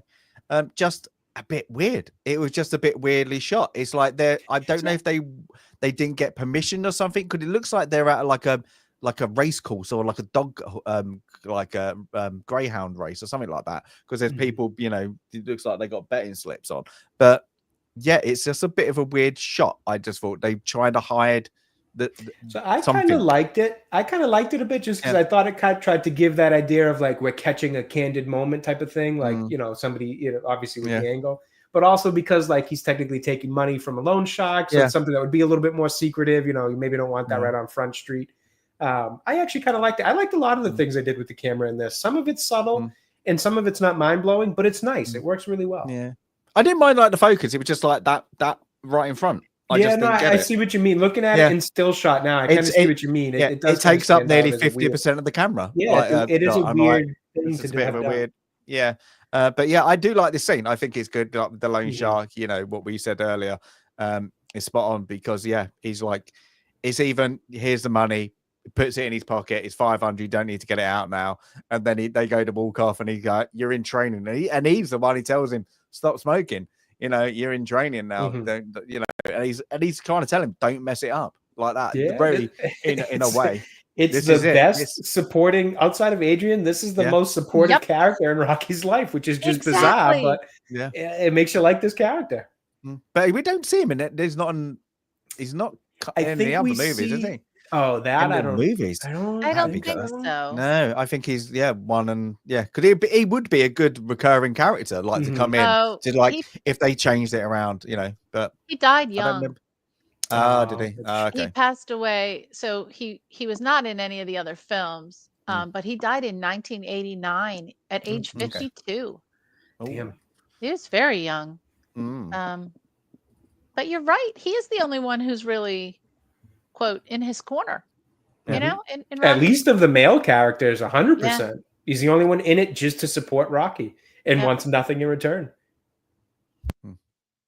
But then who comes kind of begging like that at the door? Oh yeah, he's heard through the grapevine Rocky's got his shot. So Mickey's come to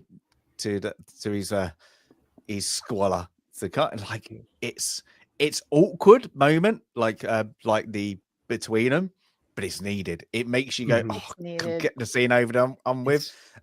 It's good. This is a great scene between them, but it's so like, oh, come on, guys! Like you know, you're not good for each other, really, at this point. Like that, like you don't know that, like the real if Mickey's good, you know, but he's just promoting like you need me kind of thing. Why?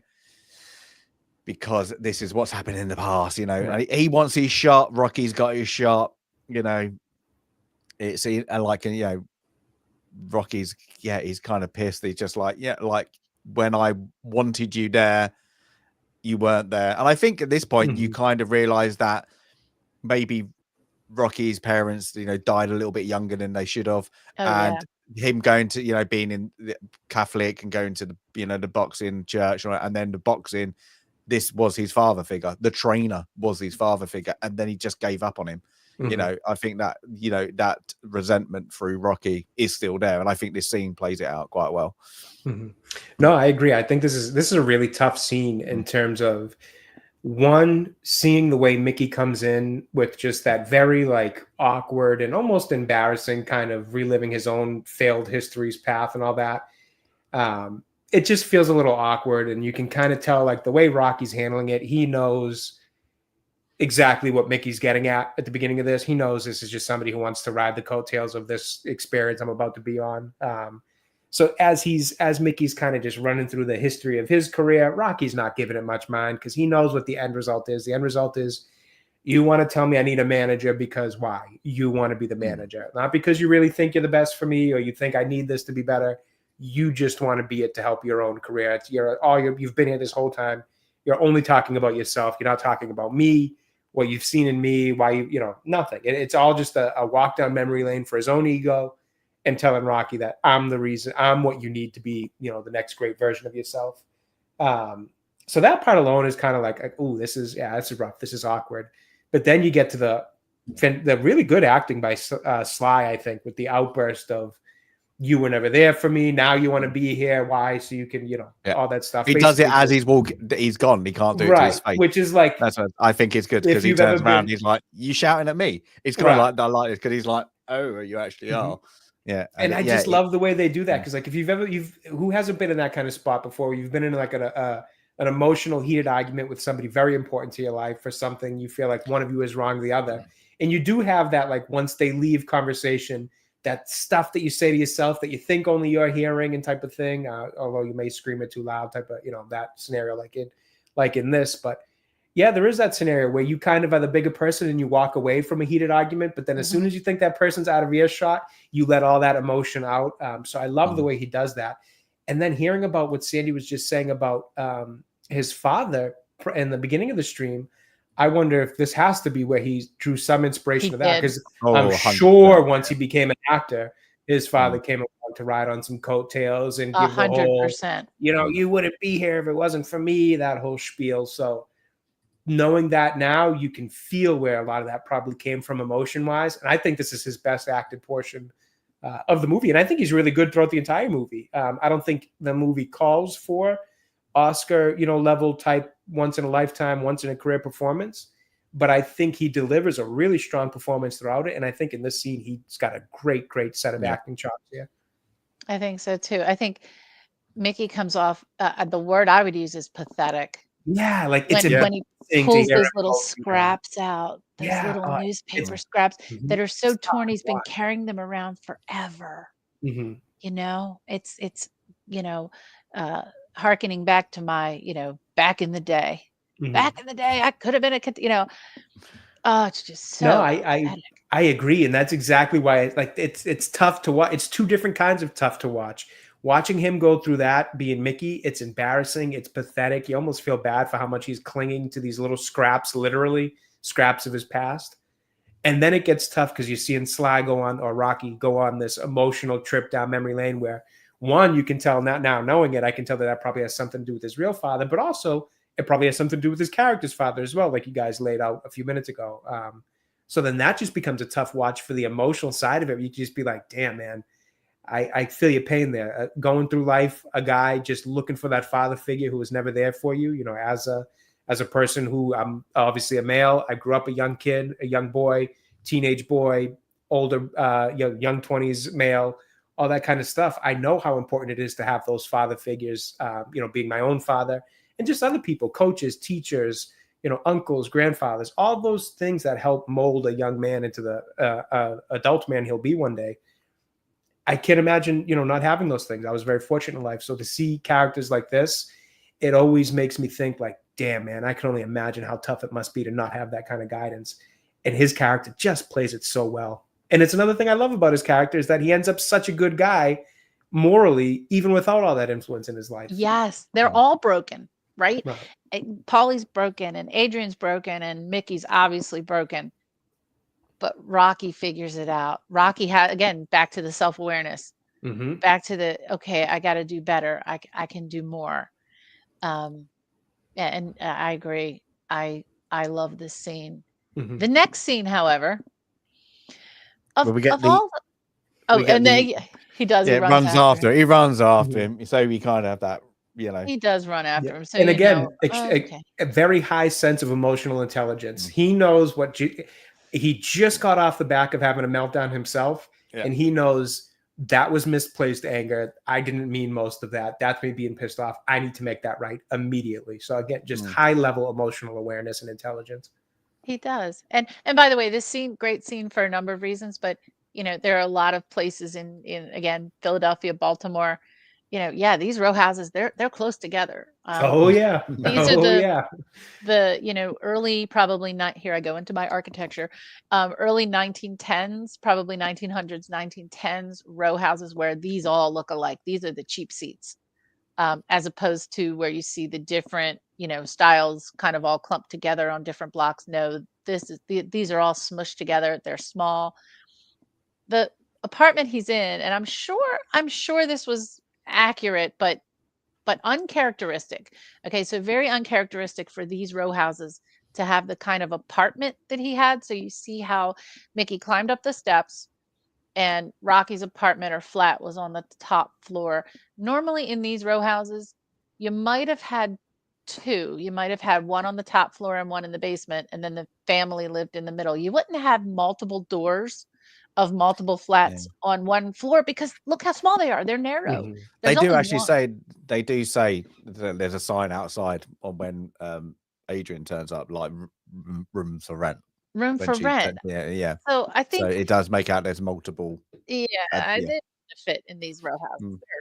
They're slim. They're tiny. They're one Yeah. room wide, which is usually 10.5 feet. So think about that. Mm.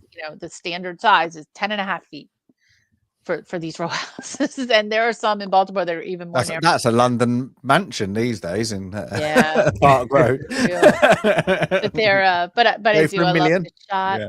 I like the wet streets. I just love this. Now I'm gonna say of the next scene, 4 for a.m. all the blood and violence in this movie, this scene is the one that grosses me out.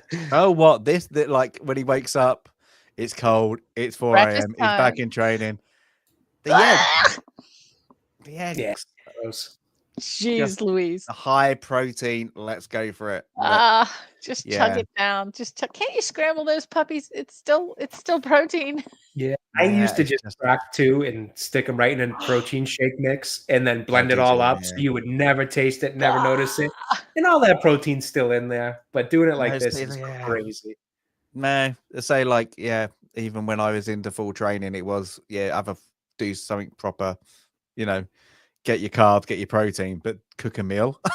Like don't just literally raw eggs like that. But it is a known thing, isn't it? Like I'm guessing it's a lot of fighters, they do it. Like this is it's a good. Maybe it's like a high school very kids good do it, like a training good for release or football. something. Yeah, Mhm. maybe it's good. But now we kind of go on to now he's into his training. We kind of get There's the Chucks. Yeah, there they are. Yeah, there they are. Yeah. So, but he goes on to his going in for a run. Now so we get kind of training Rocky for a bit, don't we? So we get the iconic music. The start first coming run in. is not Yeah, the best effort. So No. that's This City is, Hall. I was gonna say, Sandy, this is down to you. I'm gonna show pictures. the- You can tell me where it is. Yeah, the first building. Have you? This, Sorry, to really button. Jay, have you been in Philadelphia? No, I've actually never been to Philly. Ah, okay. Never. so he's running from probably he's probably like south and west of this area. So he's running through the neighborhood, and then this is City Hall, which is an iconic building. Right. And then from City Hall, you're going to go up the Ben Franklin Parkway to where it ends. And this is the Philadelphia Museum of Art, which for me, best art museum in the United States. A lot of people think the Chicago Institute is better. I think that's number 2, but I think the Philadelphia Museum of Art has the best collection. And yes, those steps, they're not evenly spaced. So the next time we see him running up when he's much more fit, he's taking 2 and 3 at a time. Oh my word. I mean, you have to be in good athletic shape. And as I mentioned yesterday, I did see somebody fall. And I did it just at a pace. I wasn't running at my full gallop, but I was running. I said I was just going to walk because I was streaming, but I was like, nah, I got to run. But they're not evenly spaced. It's not a very safe run up those stairs. But he's winded. He's like, okay, I am not fit. But we're going to do this thing. We're definitely going to do this thing. And he's in for it. He's all in. And he decides. Sorry, I just got completely sidetracked then. So my girlfriend's at home in her front room. I have to tell this story because I just got it to her text. And she's sitting there, and next door, he's single, but not tonight. And she's been very loud, but she's just finished. That's why I just got a text. Sorry, I've just got completely distracted, and I was like, "Oh my!" And I was like, I'm live. I'm gonna say it." All right. So, yeah, I was like, "Yeah." Well, She's good like, for him. He's "Oh, not single yeah, anymore, maybe. yeah, Good that's for it." him. Yeah, and apparently she's had a very enjoyable night. Had so a at least good that evening. Well, good happened. for both of them then. Yeah. Seems like it's a good Well, night. Yeah, well done. So, Oh my gosh. that's Well, Highlander says he would have a heart attack climbing those stairs. There, it's but not. why are they in? Why are they different things? Because that's really bad architecture. I mean, I'm sure. Well, Is it there probably something happened? Like it probably is good architecture. So it's 3 or 4 in a row, and then a landing, Yeah. and then 3 or 4 in a row, and a landing. But they're not even. Okay. Like Yeah. so. Yeah, I'm sure it is some kind of. There's beauty to the Shift or architecture. something. Yeah. It's just not good for training on stairs, which probably Mm. wasn't the purpose of building and designing this lovely building, which just is absolutely beautiful. But he's in it, and he's gonna He gets a now. stitch. Yeah, he's nice. He's like, okay, I gotta do this. I gotta do Yeah. this. But that view, so I, took a lot of photos of that view, which is straight down the Ben Franklin Parkway. The statue right in front of him is George Washington. Well, I'm gonna wait for Yeah. that. Wait for that because we get a better view in a minute, don't we? Yeah. We get the iconic shot. So wait to show us. We'll that, wait 'cause for the iconic shot. White things. But when yeah, he's- so he goes back, and he's back to Paulie's. We find out what actually Paulie does. He works in a meat factory, I suppose the best way to call it. Like, yeah.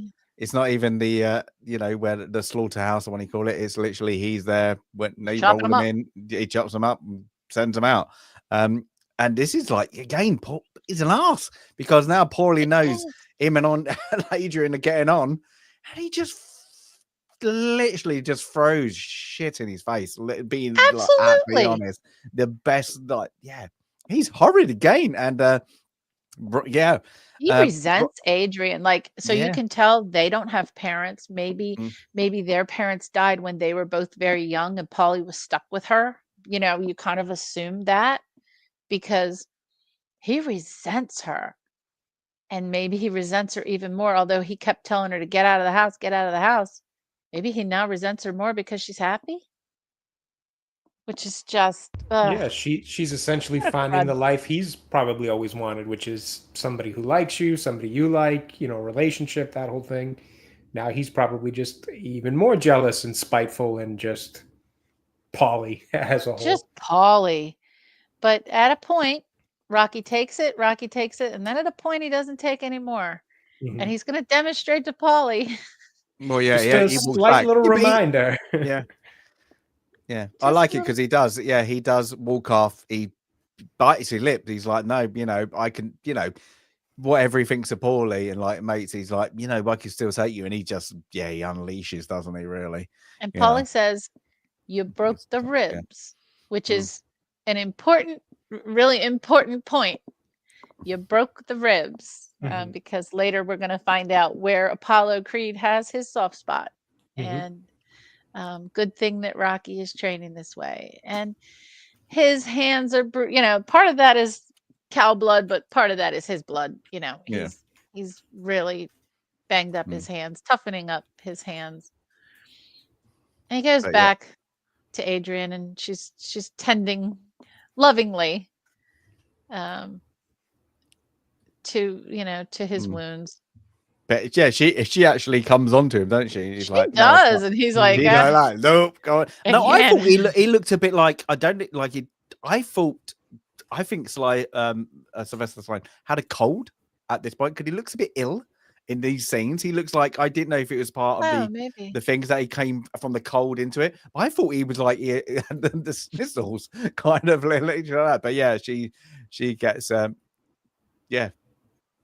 kind of takes it on, but then she realizes it's just a little bit heartwarming, isn't it? It's kind of made out, not in such because of what goes on later, but it's kind of them two versus Paulie, really. Yeah. It's like that's what it kind of is. But yeah, again, back to the things. I like this. The girls He's coming got for an fans. interview. He got fans. He's like, "What's going on?" And then like the Mickey again, horrid. No, boss, stop working. Like, wow, over the top again. He just like screams at these two girls who've asked for like an autograph. Yeah, and then of course, yeah, he's a beast in ripped t-shirt. It's his probably only training gear, and then, yeah. Mickey's just again, he's training his I'm gonna shout at you. I'm gonna shout at you. It's like, yeah. I'm guessing that's some people train that way is like the best way, but yeah, he's you've got to take it seriously, you've got to listen to me kind of moment. And then it's just gearing up for the fight, of course. But it's just annoying. Yeah. And then of course I love this, like just for the two kids, like Rocky's out. I like it now. He's in default. Even when I'm out, I'm gonna run in my Converse, of course. That's it. And then, of course, once he gets home, Adrian's there. She's a bit more. I don't know where they've got that. Maybe got him like a down payment because she's starting to look a bit nicer, not wearing the glasses. She like that. They don't really explain where the fashion thing. She goes into literally a reverse Clark Kent, doesn't she? Really takes off the glasses and starts to get a little bit attractive. A beret will do the part like that. Does her hair better. So I don't know if it's down payment. And then of course she buys the dog. Now Sandy's going to have a dog fact. Dog fact. Stallone's it's his real dog. It's his real dog. And in the documentary, when he talks about when he packed up everything and moved to Los Angeles to get into the movie business, to get into the film business, he packed everything and his big huge dog into his car, and it took him 11 days to drive across country. Oh my gosh. And that dog. Do you know he sold the dog to fund the movie, and then part of it, whatever he had to, and then had to buy the dog back once MGM gave him the money to do the movie? No, I didn't know that. No, I know that. Oh, that's awful. Well, it's nice that he got it back, but awful that he even had to sell it. Yeah, he had to feed like whatever, down and out. Yeah, kind of had to to get the dream alive. Sorry, dog, you gotta go. And then managed to sell it. Dog's coming back. I'm guessing that person went, you sold it for $200. It's now $1,000. Yeah. But one of the producers actually mortgaged his house. Wow. To when the studio cut the budget in half because Stallone refused to let a big name actor like I think Chuck Norris, Robert Redford, they went through the whole litany. When he refused, they cut the budget in half, and there wasn't enough at the end. And so one of the producers mortgaged his house to finish paying the actors, the other actors. So, it was good for him. And I hope that dog lived a nice, long, happy life after going through that.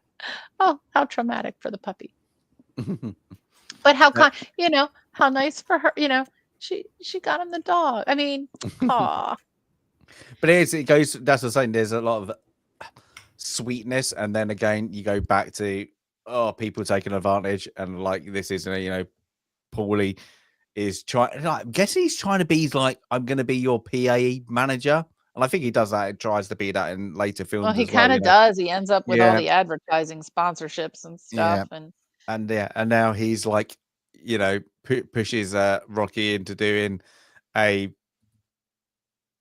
TV spot on TV Mhm. spot, like to show that this is how I'm training, and they do it. He doesn't. He's bumbling through. He's not a talker. He's not been trained to do it. Apollo Creed, has doing it, and of course it's out on TV, and of course we get the scene where what Sandy said earlier is what is his name in the movie? His name is Duke.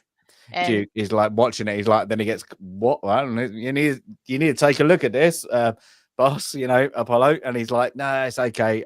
Where's my coffee? He doesn't care. Even though he's warning him, like, he's taking it seriously. You're not taking it seriously. Taking it seriously. He leans in. He's watching his hands. He's like, uh-oh. And he's a brawler. You can see he's like like we've even got what's the box he's got on the posters? Rocky Marciano. Rocky Rocky Marciano. Marciano, that's it. Yeah, like that stance is blatantly, he went to copy that kind of, that old boxing stance, but he's a brawler, and but he's noticing he's fast and he can hit. He's got some power behind it. And So- there's the parallel scene in Rocky 3 when I believe it is this same character. I believe it's Duke, not Apollo Creed, that is trying to convince Rocky to take Clubber Lang seriously.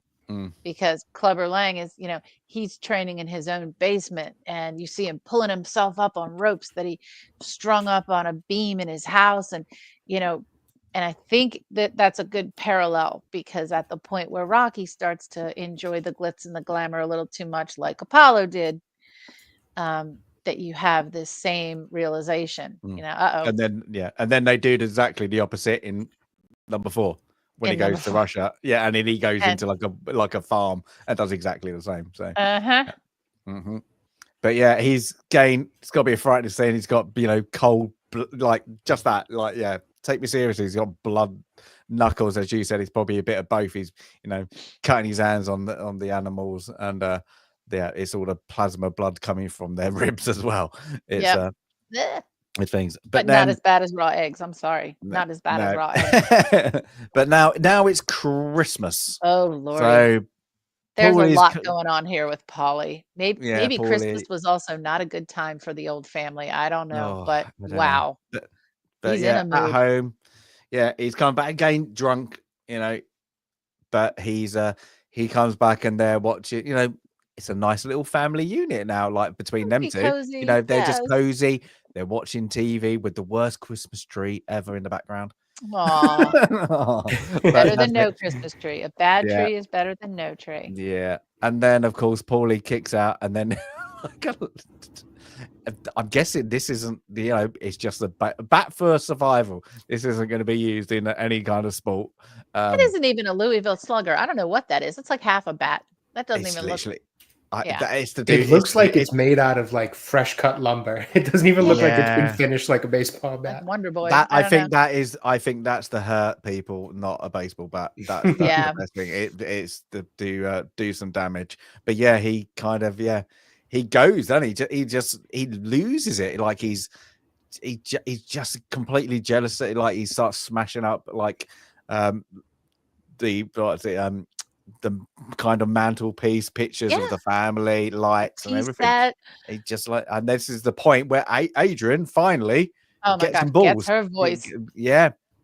And like, even though she's like, you don't realize, you took me in, but I've been looking after you. That's it. She kind of thinks that it's and there's no respect, And I guess it is. She cooks, she cleans, she makes the house I cook nice. your meals, I clean your house, I do your laundry, and she's in his face. What a great scene! What a great scene. Mm-hmm. But that's it. But even that is, you can there's only like a moment of things, but it's not to Adrian, it's to Rocky. It's like that. It's like when Rocky looks over and then he kind of, but I think he's still in his mindset. He understands it. He didn't expect it, but he's upset what she said, but it's because he's drunk. It's not because, not because he's actually feels it. It's like, when Rocky pushes him down again, that's when he kind of says, sorry. No, you got to go in that room and say sorry, and he's just a loser, That's unfortunately, that's Paulie throughout the movie. But I do like you get taking the thing when you hate a character. And I think the acting in Paulie is understated because you do not like him and you're not supposed to like him. And I think, Young does it so well and make you go, oh, get off my TV set. Get off my cinema. I don't want to see you anymore. I like everything else. Oh, but you need him. You need him. And I think he's the dynamic on there just to pull you back into the, the dirt and the grime of the, the situation. But yeah, he's hard to watch, but he plays it great. I think. No, what do they always say? When you find yourself hating a character, that means the acting's really good. And this is a perfect case of it. You hate this character. You hate Paulie. You hate him throughout this film. You hate him throughout the franchise. He's never really redeems himself, not entirely, although you get glimpses of like, oh, there's a heart there somewhere under all that layers of crap. But yeah, he's not a likable character, but credit to Burt Young for playing him as well as he did. Yeah. Well, he plays a kind of, I suppose, like a down and out alcoholic on the cusp, I suppose. Yeah. Yeah. But that is one of the hardest I think we got with Now and I is to play a part when you're supposed to be drunk, but you're not overplaying the drunk. And I think he does it quite well. Like even the ones he's been drinking. But he plays it so subtly, and it's what you would get in real life. I think he does it really well.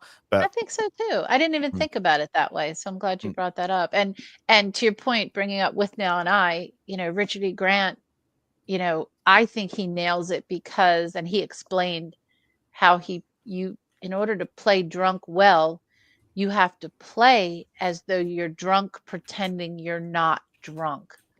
So when you're drunk and you're trying to present as sober, that's the way to play a drunk character, because drunk. What is that comedy scene? Have you been drinking, sir? I've not been drinking. Oh, Bottom. That's it. Sorry. Oh, I don't know Bottom. See, that's Rocky not Brick one now. No, that's not one. We had the young ones here, have but we you didn't have been Bottom. drinking, Eddie? I've not been drinking, but you have, haven't you? Yes. It's one of those, but yeah, it's he does it well, and the subtle of trying to be sober whilst pretending to be drunk, I suppose. Yeah. And there's always the cigar in his mouth, and it's funny because, again, going back to The Sopranos,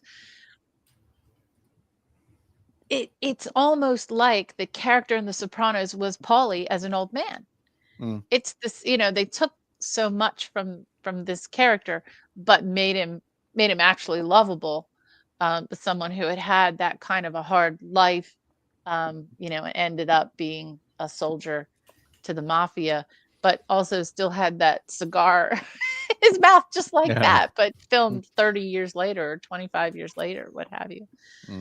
But a good scene for everyone. I like also how Rocky sat back and let Adrian let him have it. He sat there. Yeah. And he could have jumped in between them, but he didn't. This was between a brother and a sister. Yeah, and wait till you get out of the room, and now I'm going to step in. Right. I'll know the spot. And it's man on man. Yeah, it's literally it's now we're having words. And again, to me, that's another little wrinkle of Rocky's just situational awareness, self-awareness, awareness of those around him, emotional intelligence. Again, another little case of it, where it's like it really opened my eyes to how intelligent of a character Rocky is this viewing. But also, like, I was thinking, like, what are you doing, you idiot? I'm in the biggest fight of my life, and you're pulling this crap now. Also, that's it doesn't matter. And you're paying. You're doing it at Christmas. It's Christmas.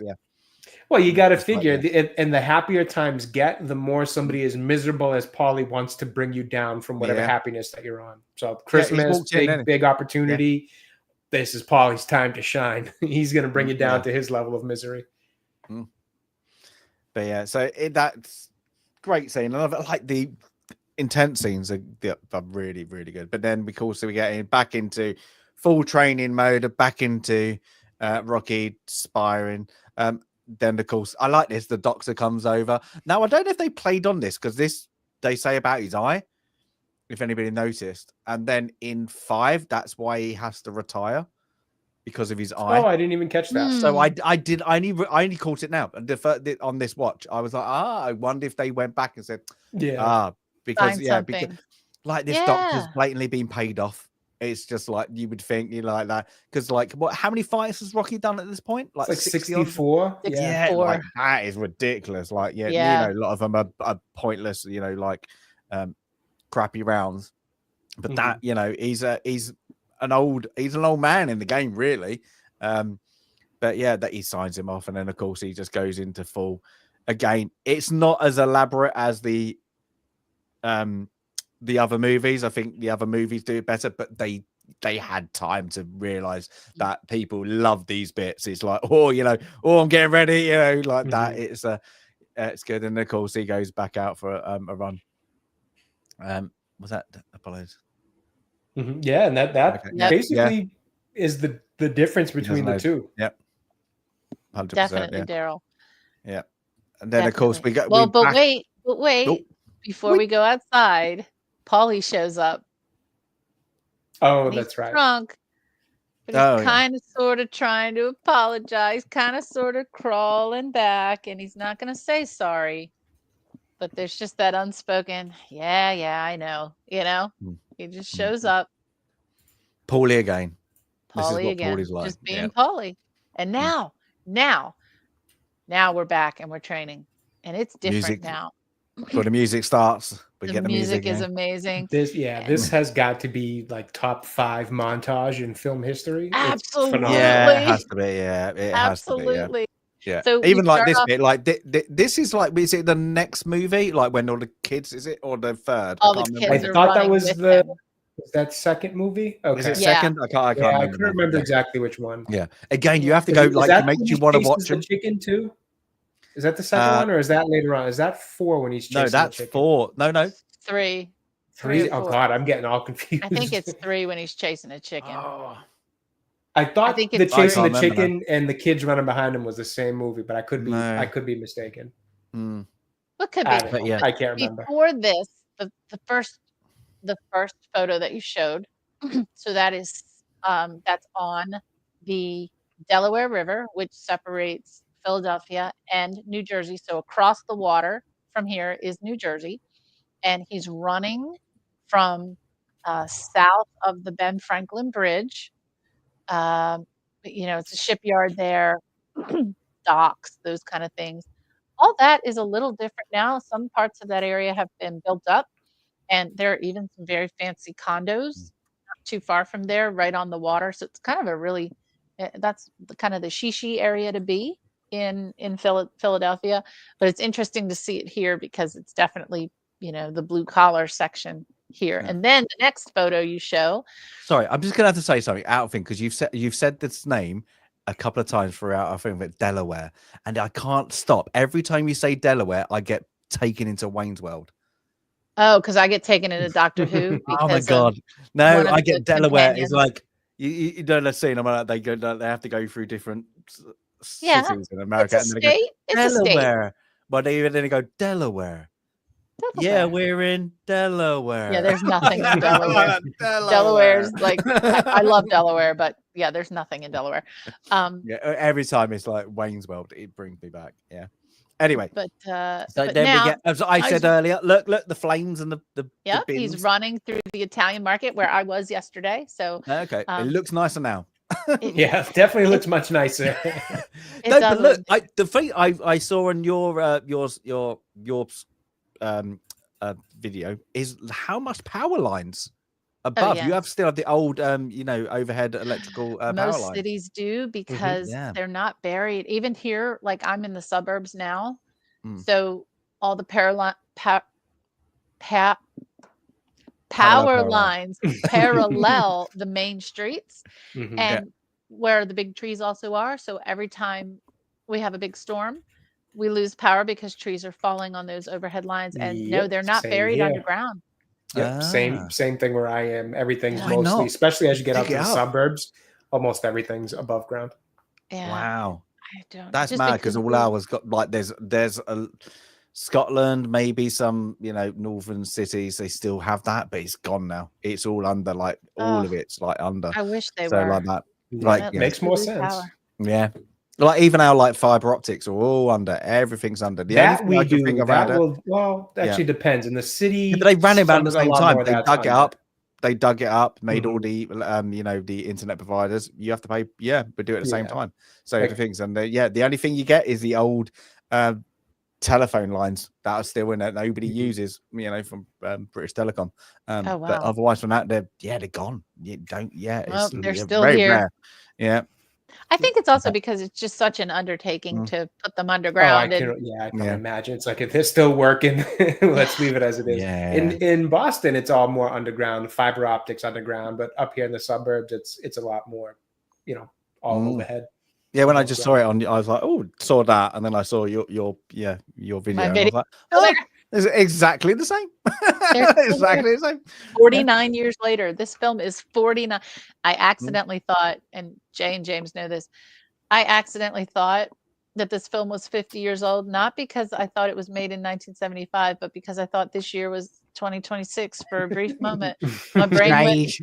Yeah, you've done it a couple of times. My age. I know. I keep I don't know what it is about. Yeah, my age for sure. But yeah, it looks so. The there are butcher shops, produce markets, cheese shops, wine shops, olive oil, De Bruno Brothers that have been there since 1939. They're all shops, but they also have these curb stalls that are out next to the curb. So you've got a very narrow sidewalk between the shop, and then on the curb is like all the fresh fruit and all the extra stuff that doesn't fit in the shop, if that makes sense. But the street is not, there's traffic on the street. So it must be, very early, maybe he could run up the street. But for some reason, I always thought in this film that this was a pedestrian street, but it's not. There's traffic on this street. But yeah, it was really cool to be there. No, I didn't run down the street because there were cars everywhere on the street. But it's just like this picture just makes it look like a dump, doesn't it? Like all the cardboard on the left-hand side, all the fire on the it's just like really down and out. Like, yeah, it's things. But yeah, he goes off. He's doing what Jay does every morning, the one hand press up still. Just like Jay. After my 5 raw eggs every morning. See, kids, if you eat your raw eggs. Oh, we did it to one person once because I used to be out in the military. It used to be out, but the clap, never been able to do it. But we got one guy to try and do it, and it's just like we knew he wasn't going to be able to do it. Break your nose. Jeez Louise. It was that a lot of blood, let's say that, but yeah, he didn't break it. But literally, it was that moment where in the military when somebody else does it, you do, unfortunately, laugh a little giggle. But yeah, so he's in full mood. He's literally, he's going for it easier. He's better. And then this is where Sandy's going to tell me the ship. So, okay, before I tell you, do you know where you've seen that ship before? That is the exact ship from The Godfather. It's the Moshulu. It is the ship that when in The Godfather 2, when you see the ship come in front of the Statue of Liberty. It's this ship.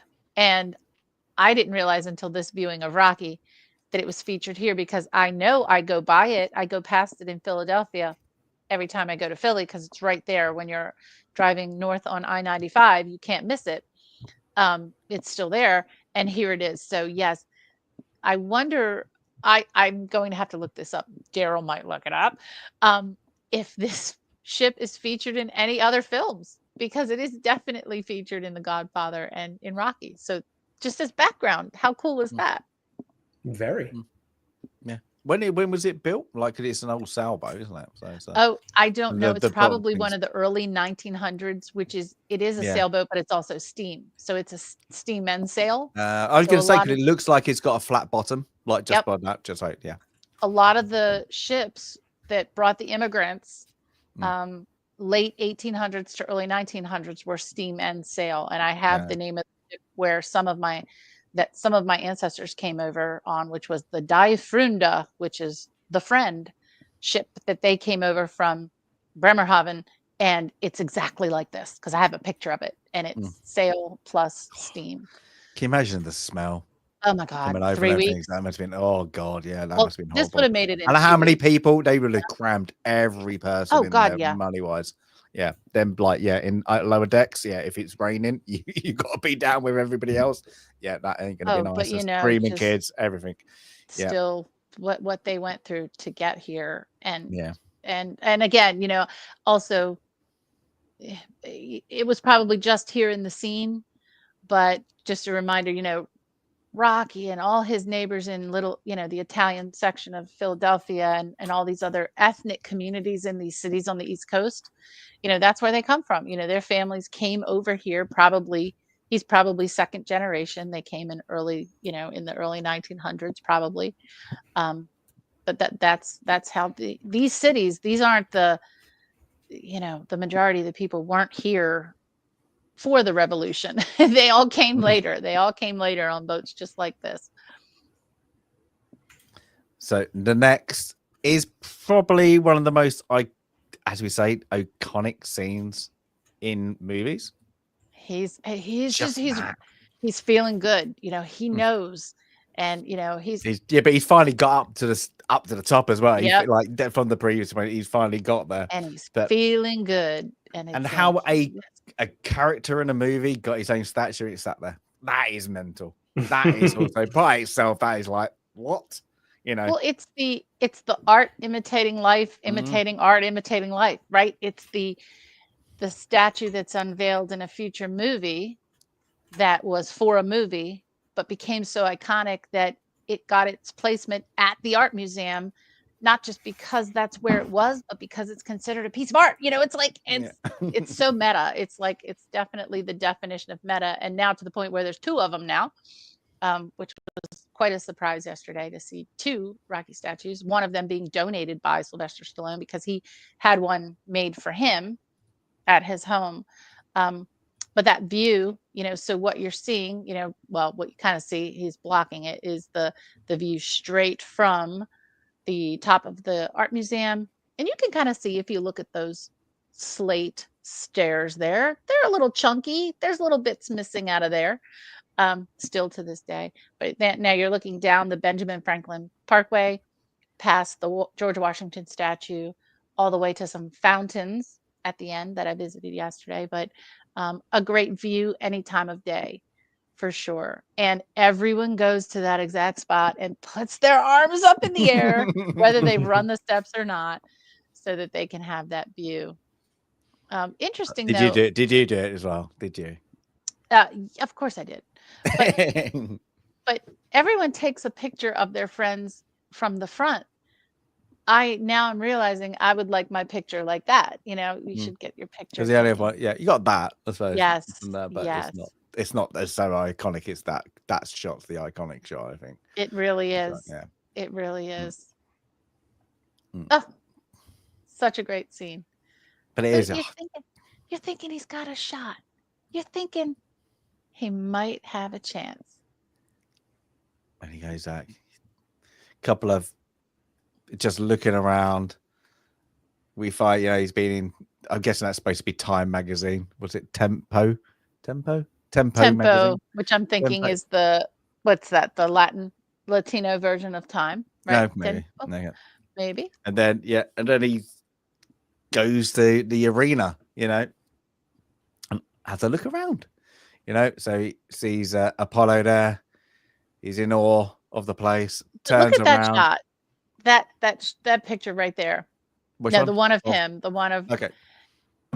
Every once in a while watching this film, and I bet this happened to both of you as well, you realize how young he was when he made this, because I think we're so used to Sylvester Stallone being an action hero for our entire lives, and now seeing him older. But every once, sometimes in this film, when he's very serious or getting his face pummeled, you kind of just think, oh, that's Rocky. But there are these moments here when he's kind of cleaned up. He's so young in this film. And he wrote this film, right? Think about what he's accomplished just as an actor and a performer and a writer. But there are just these few moments throughout the film where he really does just look his age, and you think, wow. And credit to the character, but credit to the writer, and credit to the actor as well, for where he's coming. Again, art imitating life. Here he is in this arena. Here he is as a writer, and his film is about to premiere, and he's done it. I just think it's so cool. But yeah, I like this bit though, when he looks up and sees himself. Yeah, and then they got the trunks wrong. Yeah, they kind of, they said to the guy, "What's going on?" And he's like, "Yeah, you've made a mistake." And the promoter's like, "Doesn't really matter." Doesn't matter. Yeah, literally that moment that would get you back up. That'd be like, "Oh, you don't think I matter?" It's supposed to be white trunks, and he's like, he gets his back up a little bit. It's all about Creed. He's the sideshow of the of the arena. And then now we're into fight night. So we get a thing, good old size arena. We get the night before, I suppose, is he's been one. I like this little scene. It's very understated. He goes in and he's like, I can't beat him. I can't beat him. Really like that. And he's but I just want to go to the distance. Yeah. Again, self-awareness. He knows he can't beat him. I just want to go to the distance. So he wants to do what he's capable of doing. He knows he's capable of going all the way, all 15 rounds. And that's what he wants to do. By the way, earlier, remember one of the first things that Mickey told him just when he started training to get rid of the girl? No boxer needs a girl. It's a distraction. He didn't listen to him. Good thing he didn't listen to him. Good thing he didn't listen to him. Well, she's there just to like kind of this scene is to put. You just need an arm around you. Yep. She is the inspiration. She is why he's doing this. Yeah. So next we get the arena is starting to fill out like that. Now I always laughed at this because now I'm guessing this isn't what they do.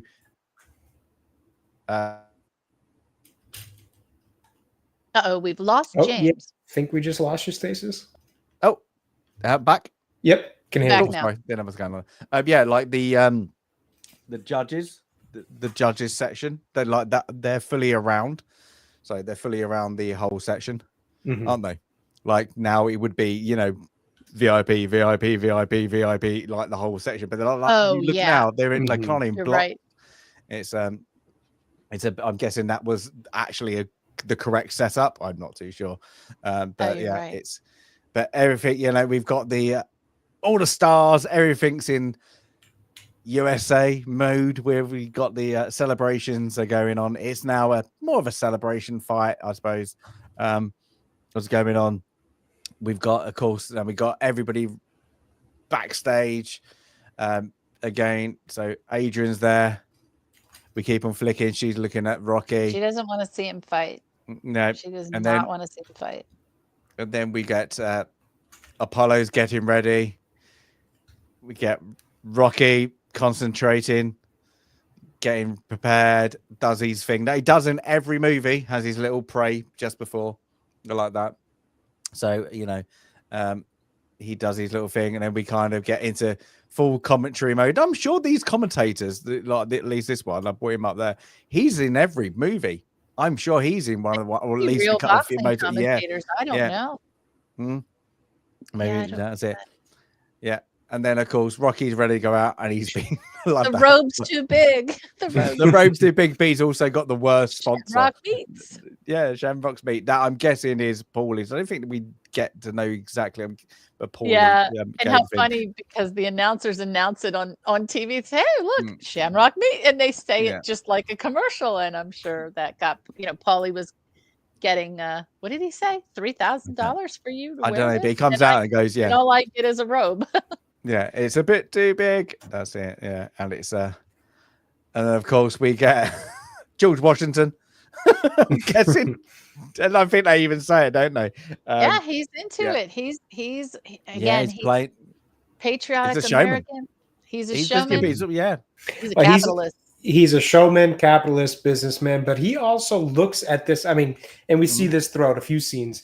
This entire thing is nothing but a promotion for his boxing. And I don't mean that in the sense of promoters and boxing.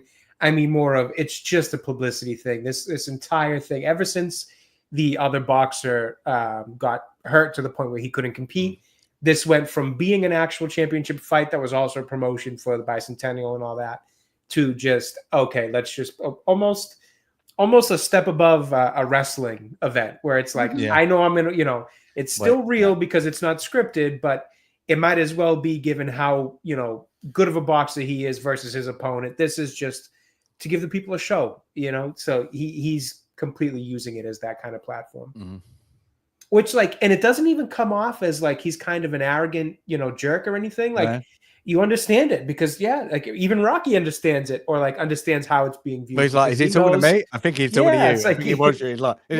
He's talking to me. I don't know. He knows he doesn't, up to this point at least, he doesn't belong in the same ring with this guy. We're going to find out that obviously he does belong in the same ring. But up to this point, he knows damn well he doesn't belong. Career-wise, when you put them side by side, he doesn't belong in the same spot as this guy. He knows this is a cash grab for him. He knows it's a show for Apollo Creed. And I'm just kind of along for the ride. So Apollo's character doesn't come off as like an ass or anything. He comes off as champion of the world doing an exhibition fight. But you see in the background when Apollo is done taunting and he starts to go to the corner, there are like 2 or 3 guys in his corner that are laughing and patting him on the back, but his trainer is looking not happy. Duke is like, this is not good. Like he knows this is not good. No, 100%. 100%. And the fight begins. Well, no, we got. I want to bring one thing up first. So, literally, you have. This is I captured this really well. So we have the American attire. Uncle Sam. Uncle Sam. Now, this is Americans. I hate to say it, when when you go over the top on your sporting events and nobody else watches your sporting events. Some of them, and I like Rocky's face here because this is the rest of the world.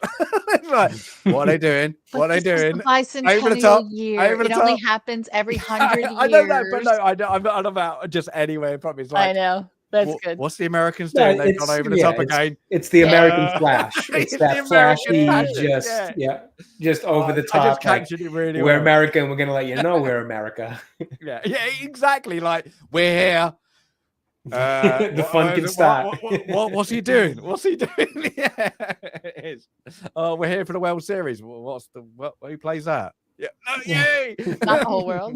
Not the whole world. The only part that matters. Just kidding. I'm saying, like, you had this period. I think I said a period of time that it was good to see. This American way. It's just like it goes over the top sometimes, but this is a good playful way to do it. And I just well, what I like about this whole fight too that we're about to get into, and just the way they set it up with the the show that Apollo puts on here is it's definitely a representation of like that version of like the flashy in your face America the Great type of thing. It's also a bit of him representing what Rocky always wanted to be, which was chasing and completing the American dream. But I also love the really subtle thing they do with the idea of him versus Rocky after this point, basically when the fight actually takes place and goes the distance or goes through the rounds. I feel like artistically they use Apollo Creed to represent and Rocky in this fight to actually represent the fight of the American dream, where it's like, okay, getting the opportunity for the American dream is one thing, but actually fighting it and conquering it is a whole other battle. And that's the kind of subtle American undertone that I think they put in this fight that I really love, because they almost try to distract you with the flashy outfit and the goofiness and all that, the kind of in your face, this is America type of thing. But I really like that subtle, the fight for the American dream, not just the concept of it, but the actual fight for it is so much harder to accomplish and be on the other side of. And that to me is Apollo versus Rocky, aside from the Flash. Okay. Now, I must say, one thing I didn't notice until I watched like this again is them in the other movies where you don't see the ropes. They're either in the thing when they're filming. Oh, yes, I know they did take out the sides and then film it from that side. Right. Film it to that side. But the ropes are always there. You always have the ropes. It's like and they balance the shot in, like just like this here. This is a perfect still shot of it. They balance the shot in between the ropes perfectly. Like it doesn't feel like these ropes are in the way of the view. It actually adds to. If I was a spectator front row, I'd be seeing that. Yeah, they they make I didn't even think about that. But yeah, it goes on, and of course, is it round one? I think it's right away. I think it's right away. Right away. He goes in there cocky. Paul's not thinking. And Daryl actually pointed out the quote in chat a little while earlier. But Apollo's not looking at this as a real fight. This is a show to him. It's an exhibition. It's nothing. Yeah. It's Floyd Mayweather versus a Paul brother. You know what I mean? Like this isn't. It's not a real fight. Well, or versus McGregor. This isn't a real fight. This is Yeah. nothing for him. He's not worried about this. But it's probably one of the first times maybe he's been knocked down. They and said he's it's looked, the only time it's been knocked down. yeah, Mhm. They exactly. say, the announcer says this is the only time that the champ has been knocked down. And he gets up and he looks a bit stunned. He's shaking. Yeah, what? And now he's What like, the hell "Oh, just hit me?" you actually can fight. But this is actually going to be a fight. I think this is it. Yeah. So he kind of gets his breath. It's just great, isn't it? Like, we just got It's such a good literally boxing scene. Yeah. And that's one thing too. Credit to the movie. I think sports movies are some of the hottest ones to recreate tension and like intensity of watching sports. Mhm. I know the three of us here are sports fans. I know a lot of people, obviously, in the world are sports fans. There is a passion behind it, whether it's team based or individual based like this. If you're a supporter of somebody or a team, whatever it may be, there is such a passion behind it as a fan that makes the watching and viewing experience so intense, edge of your seat type of stuff. And I feel like that's so hard to recreate when it comes to sports movies. And a lot of them don't do it very well. And this one here is a case of they do it so well. It's not even funny. You get chills, you get tense, you get on the, who we've all seen this movie. We know how it ends. But each fight, it's like, come on, Rock, get in there for one more. Like, it's just, they recreate the experience of watching a live sporting event in general. But even specifically in this one, a hand-to-hand sport, a boxing sport, they recreate it so well. And they bring that tension and that passion and that just edge of your seat. Like, come on. They wonderfully done in this. I think it's does it well is because they're actually a lot of it, they did hit each other. Yeah, they did. Yeah, that helps too. That helps too. Yeah. The Creed movies, I just go off things. The Creed movies, the guy who plays the young Creed, got who the actor name is. Michael B. Jordan. Yeah, in the first one, of course, because Sylvester Stallone got outed in the second one. But in that movie, they were like, "Oh, how am I now part of the Rocky franchise?" He went, "You can't be until you take a proper hit, until you take a punch." Yeah, and they were being trained by one of the aspiring partner who was a boxer. He went, "The only way you can do it is if you take a full hit." And he knocked him out. Yeah, so I've seen that. I think I've seen that clip of Michael B. Jordan taking that. It's like a little right hook from just boom. From one of his co-star, and I mean he goes out like a light. I've always wondered, I'm like, is that real or is that really good acting? But it's also it looks real. He goes haven't you out. taken a hit in your life? And I'm sorry, my Baltimore is coming out right now. You mean to tell me you've never taken a hit like that? Well, maybe it's not like that. I think it was because of the movie. You've got to take a hit in the movie. I don't think he was ready for it. Maybe actors. You got to take it unguarded too. You've got to eat that hit. Yeah. So and then, but on that things, then of course Rocky gets taken down, and now this is the first time where his things never broke his nose. Now he does. Broken his nose, Hey, and he's like, "What the hell?" There's a little bit of pride there in Mickey. He's like, "Hey, your nose is broken." Yeah, does it look good? But I like it. He goes, "Does it look good?" I bought this shot. Yeah, best it ever has, or something like that. Yeah, it looks better. Or it's an improvement, something along those lines. Yeah, because everybody. But I think that's shown. Yeah, you're now, instead of chumps you have been fighting, this is actually somebody who can hit back. So he's going to do some damage, and of course, Apollo's pissed off. He's as well should be. He's training. What do they call it? The corner in the corner. I'm pissed off. Yeah, I'm pissed off, and it just gets into great now. After that little sequence, again, it just goes into it makes you. It speeds up as every Rocky movie does. We get into a bit more fast pace, shouting from the crowd. Breaking them up as the bell goes. It's all dramatic. We have the what's the name? The ring girls, round girls, right? They're ring called girls, ring girls, card girls, card girls, right? Is that what they call They're them? all going things. I think card girls, ring girls. I think possibly both. And it's just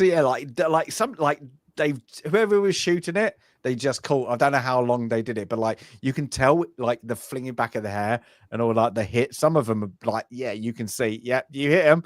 That's the shot. We've got it in things. So I'm guessing they had to do it in certain, or you can't, your positioning's got to be here. One, because you're going to be in focus, but you can't go out there, and we can't go there because of the ropes. Because you don't want somebody. Oh, that was a great shot. Unfortunately, the rope was over your face. You got to punch him again. Yeah. Right. So yeah, it's just but they pan out quite well.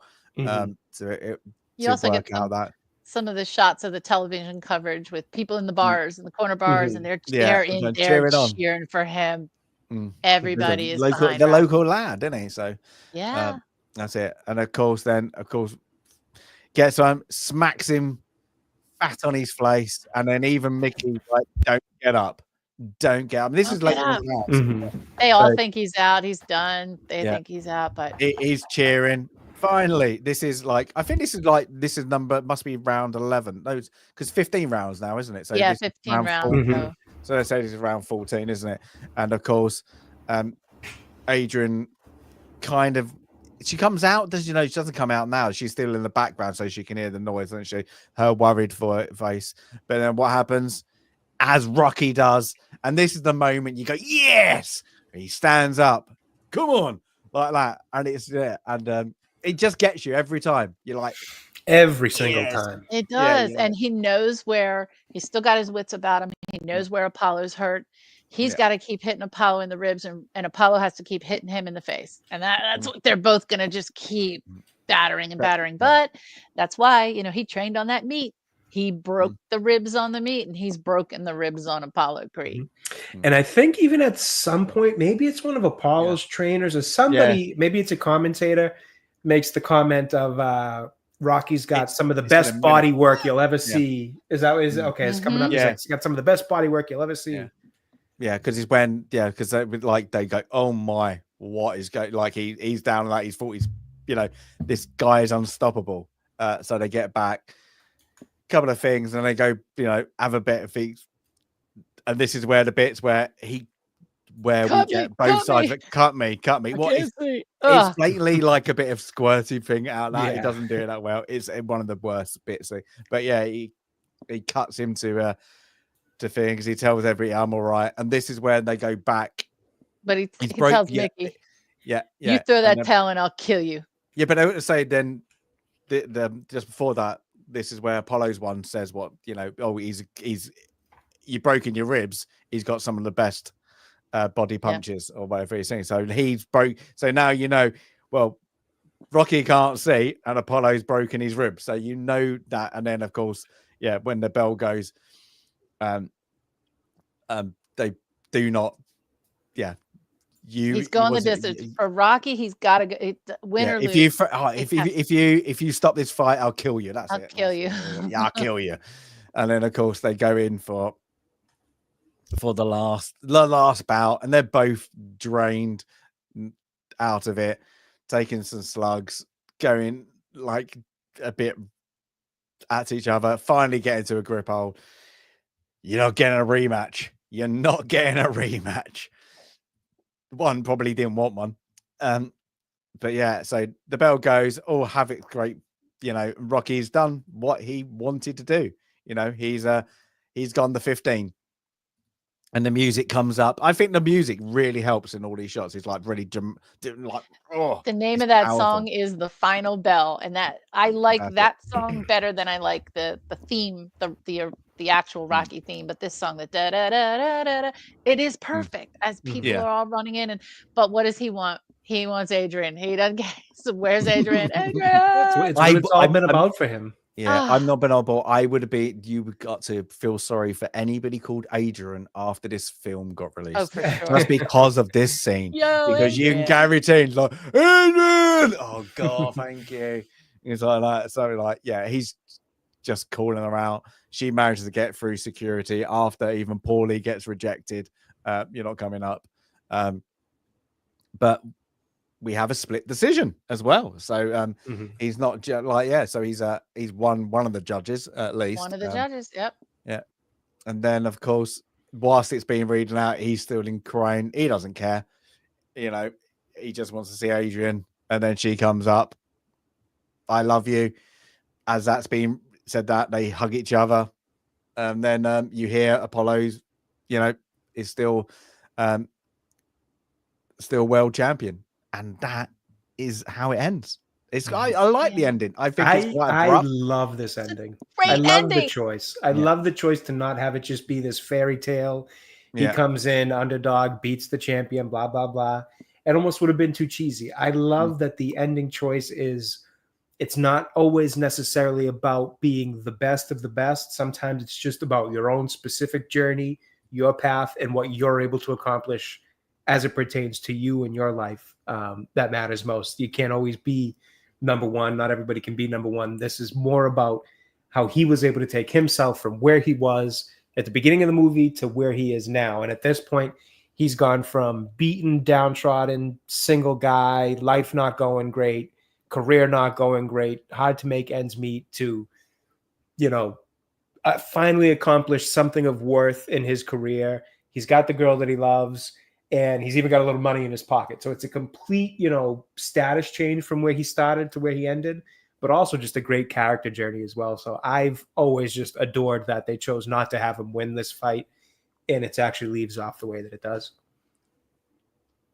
Bye-bye. Yay. And Sylvester Stallone says in the documentary that, as worried as he was, when the film was released, and finding out that, not just in the theater where he was, but all across America, that when the fight ended, like, the people in the audience were invested in the film like it was a fight. Like they reacted like fight fans would be cheering throughout that scene. And that was me in my living room this morning, and I knew how the fight was going to end. I know. You do get invested. You just get so into it. You really do. You get to that, like, oh, get him right now, Rocky, get him. Like, and it's a movie, but they just do it so well. There are some iconic scenes. So from this film, Yo Adrian, I think is, one of those scenes. But later in the franchise, there are two quotes that I use in my life pretty frequently, either when I'm yelling at my kids. I would break you. Is it I would break you? No. He dies. No, but like either trying to motivate, but it's the one where, Rocky 3, where he's training with Apollo Creed and he's like, no, I can't, I'll do it tomorrow. And Apollo Creed says, there is no tomorrow. Don't you get it? And I do that. There is no, and then there's also, I think it's the same film when Mickey's yelling at him and he's, or maybe it's Apollo again, like, damn, Rock, what's the matter with you? Like, what is the matter with you? And I use those all so I think they're both Apollo Creed quotes.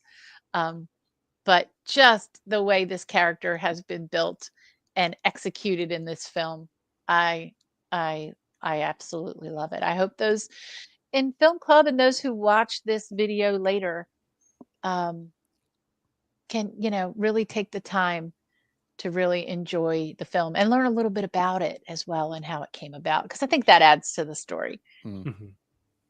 Yeah, I think it was a good watch, and for me, I hadn't seen it in a while, and I was like, that's good. And it makes you, as I say, like, it makes you want to go back and watch them all. It's like, it really does. Yeah, because sometimes they come on and you catch them, but you don't really watch them. And I was like, when you have to proper watch it, and I was like, God, you do miss a good fight movie, a good fight movie. There's some good ones out there. A good sports movie like this one, more romance. The other ones are more, I suppose, the heroic sports movies, but you kind of miss them. You're like, I just want to have that moment. You feel good. You feel good about yourself. I think even though you saw somebody else. And some of them are kind of cliche, and this one is not. I don't think this one is a cliche film. I think we've covered everything on the notes chart.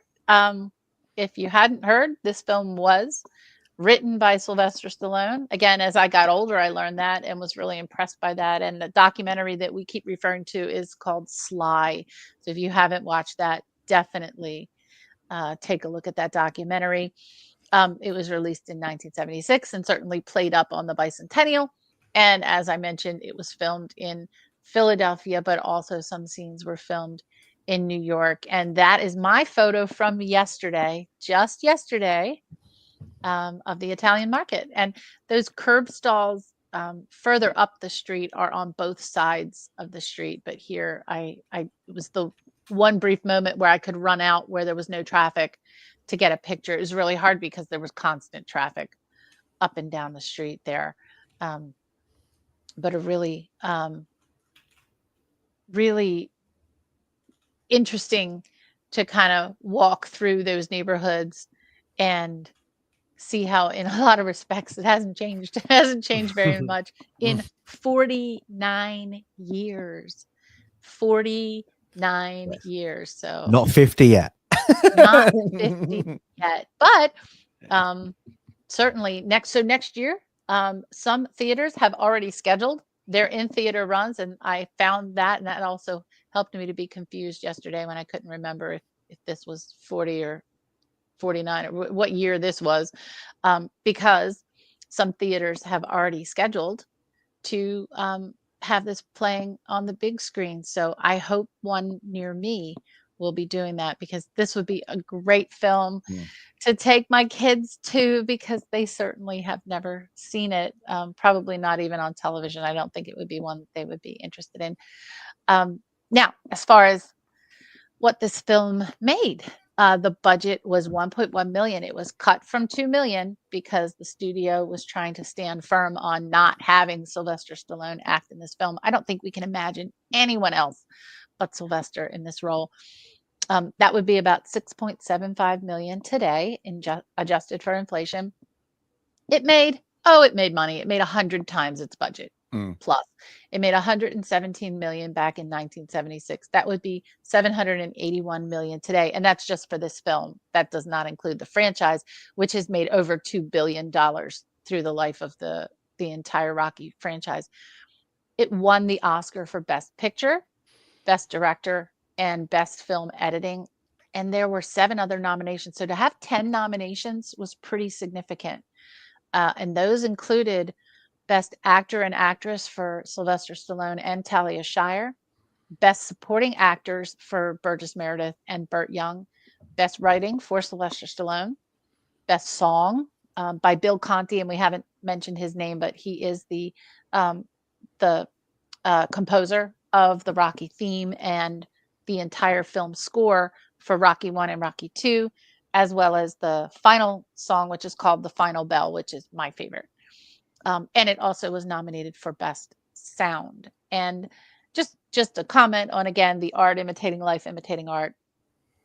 Although Rocky is a fictional character, he has become an iconic, historic character within Philadelphia because of Philadelphia really being a character in this film and being so integral. That whole neighborhood dynamic. And then, of course, all the scenes where he's training. Highly successful film.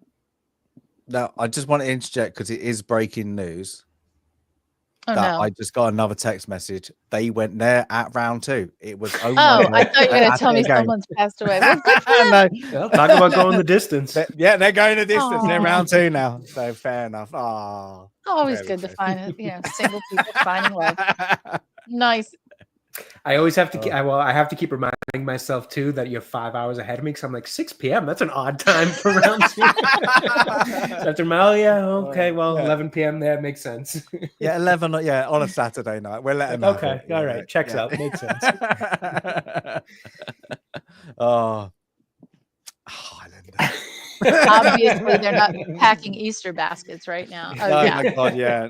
No, packing something. All right, well, I'll go last this time, guys. On that note, go on then. Go on, Jay. So, Jay, I'll go for easy. I'll go for mine. Yeah. Mine's easy. I adore this movie. I give it an 8. I can't even tell if that's just an 8 purely off fundamentals or just nostalgia and love for this movie, because both are just so wrapped up in this one for me. I love it. It's just one of those comfort movies you can watch anytime. It's one of those comfort movies you can watch anytime. I love the story. It's simple, but it's powerful. I think the acting's pretty good across the board. It always blows my mind. Similar to Sandy, I only found out recently that Sly wrote this, and it always blows my mind that he did, because I just never knew that about him. I didn't know he was a good writer, and watching it this time, I'm surprised I missed it, because it puts it in credits right at the beginning of the movie, written by Sylvester Stallone, but I just never noticed it. Fantastic writing by him, I think, on his part. I love the character. I love the depth to the character. I think there's so much more than there like seems like at face value on your first, or maybe even your first couple watches, because it really took me till this watch to really peel back the layers of the Rocky character, and just well done. His depth, his effect that he has on characters like Adrian, and how she then goes on her own character arc just because of, you know, inviting him into her life. I don't know. Just there's just so much about this movie I love that I could gush about. So I give it a solid 8. It's a huge, huge recommend. I love this one. I can't wait to rewatch it again and then watch all the others too. And maybe even the Creed movies, because this kind of got me into the mood for this stuff. Fair point. Yeah, I'm just going to end the poll, and it's going to be controversial because there's a tie. Oh, yeah. So the tie is between, well, let's have a look. Oh, yeah, 41% Rocky, 41% Rocky 4. Oh, my gosh. Rocky 2 didn't get anything. So you got 0%. All the rest, Rocky 2. Yeah, and I really like Rocky 2 and 3, I do but too, but it's 1 not and my 4, yeah, 1 and 4 do feel like the pivotal kind of quintessential ones. I can understand that. Yeah. Now, Sandy, I'm going to leave you last. I'm Yeah. sorry, but because I think you're going to have a lot to say. No, I think I've said it all. But go ahead, Jake. I'm gonna put it. This was like, I loved the watch, and I got there. You know, you got there. I'm gonna give it like I don't give halves. I'm gonna give it 7.5. Just because I like Rocky 4 more. I'm one of the Rocky 4 fans, and that is hard because I really love this movie. I really like, but there's other, I suppose, the sport aspects. Watching other ones, I like them more. I found, whereas Jay, you found it okay. I found the romance side of the story kind of weak. I found it kind of weak. Interesting. I found Adrian needed a bit more to like give that thing. There's a bits where at the beginning I can see why they changed it, because this rematch, what's the best way to say it? I wasn't liking Rocky, and then you get to like him, you know, like that. He's a bit too come on, let's do something with your life, and then he of course gets the break, and that's it. But you can understand the people that you don't like. Mickey I don't like, and Paulie don't like, but what they're saying is actually they're sensible. When they actually do take their time to actually say something, Rocky, even though they do it in a really stupid, brutal way. Yeah, they're right. He had the talent. It's blatantly obvious because he's just gone 15 rounds, but he's never committed to it. So I think they played it really well, and it's very well written for that. It makes it, you know, I really enjoyed it. I don't know what it's missing. I just don't know what it's missing. It's probably because I love the franchise and I'm inbuilt in the franchise too much that I would score it into the other ones. It's not a perfect movie. It's an iconic, great movie. That's it. Like, we have the ones up there. I adore it. I just can't score it high. Like, I want to go 8 or 9. This should, like, in my head, Rocky's a 9. But when I watch it, I'm like, oh, it's sly of an 8. It's just, I like it. It's a hard 7.5. But I could understand why people would go, this is the greatest Rocky movie. It's a 10 out of 10. I can understand that. 8's 100%. If you gave it 8 all day, I can get that a 9 all day. Anything like that. On this rewatch, I adored it.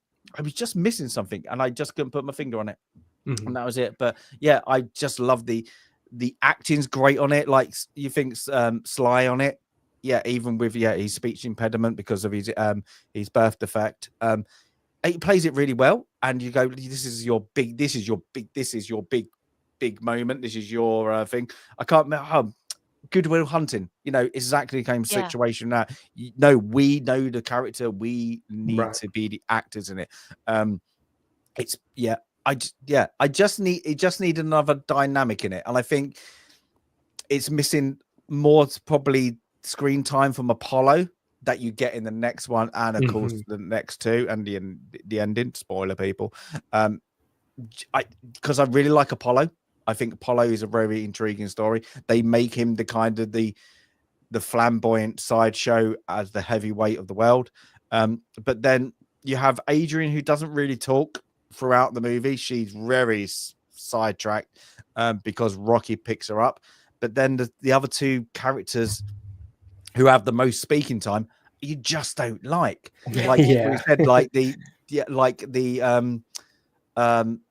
loan shark. If he had more, and being that more charisma character, like to him, but he's only got like he's in like two, 3 scenes, and they're really short scenes. They just needed that one other thing to just tell Rocky, get your ass in the gear, move out. Like there's a one scene, I can't remember what movie it is, where he just goes to shouts out to the priest, and that is a good thing. I think there's either missing that, but that's because my head goes to the other movies. Like we know Italian Catholics in that area, but there's nothing on that. There's like the dynamic is there. It's great. The city is the story. I said with the character, I've already said that. I just like it. It's grimy, it's gritty. It makes everybody seem down and out. I adore it. I just don't score it that high, unfortunately. And maybe because I'm a Brit. Maybe if Europeans and all that, like I know it's only half a point, but like you feel USA. You feel like you're shouting USA. When you watch this movie sometimes, especially like in the later movies. But yeah, definitely this one. It is very I'm proud to be an American. I'm not American. So yeah, but there you go. Yeah, but 7.5, that is a good score, though. You've given it a good score. That's I'm annoyed at myself because I want to give it like, And I think for me, that's like technically I probably land on the 7.5, but because of just the nostalgia and how much I love it, that can fill up the extra 0.5 for me. Like that's where I'll put it at an 8. So I definitely agree with where you're coming from on that. Sandy, go. As it's your pick.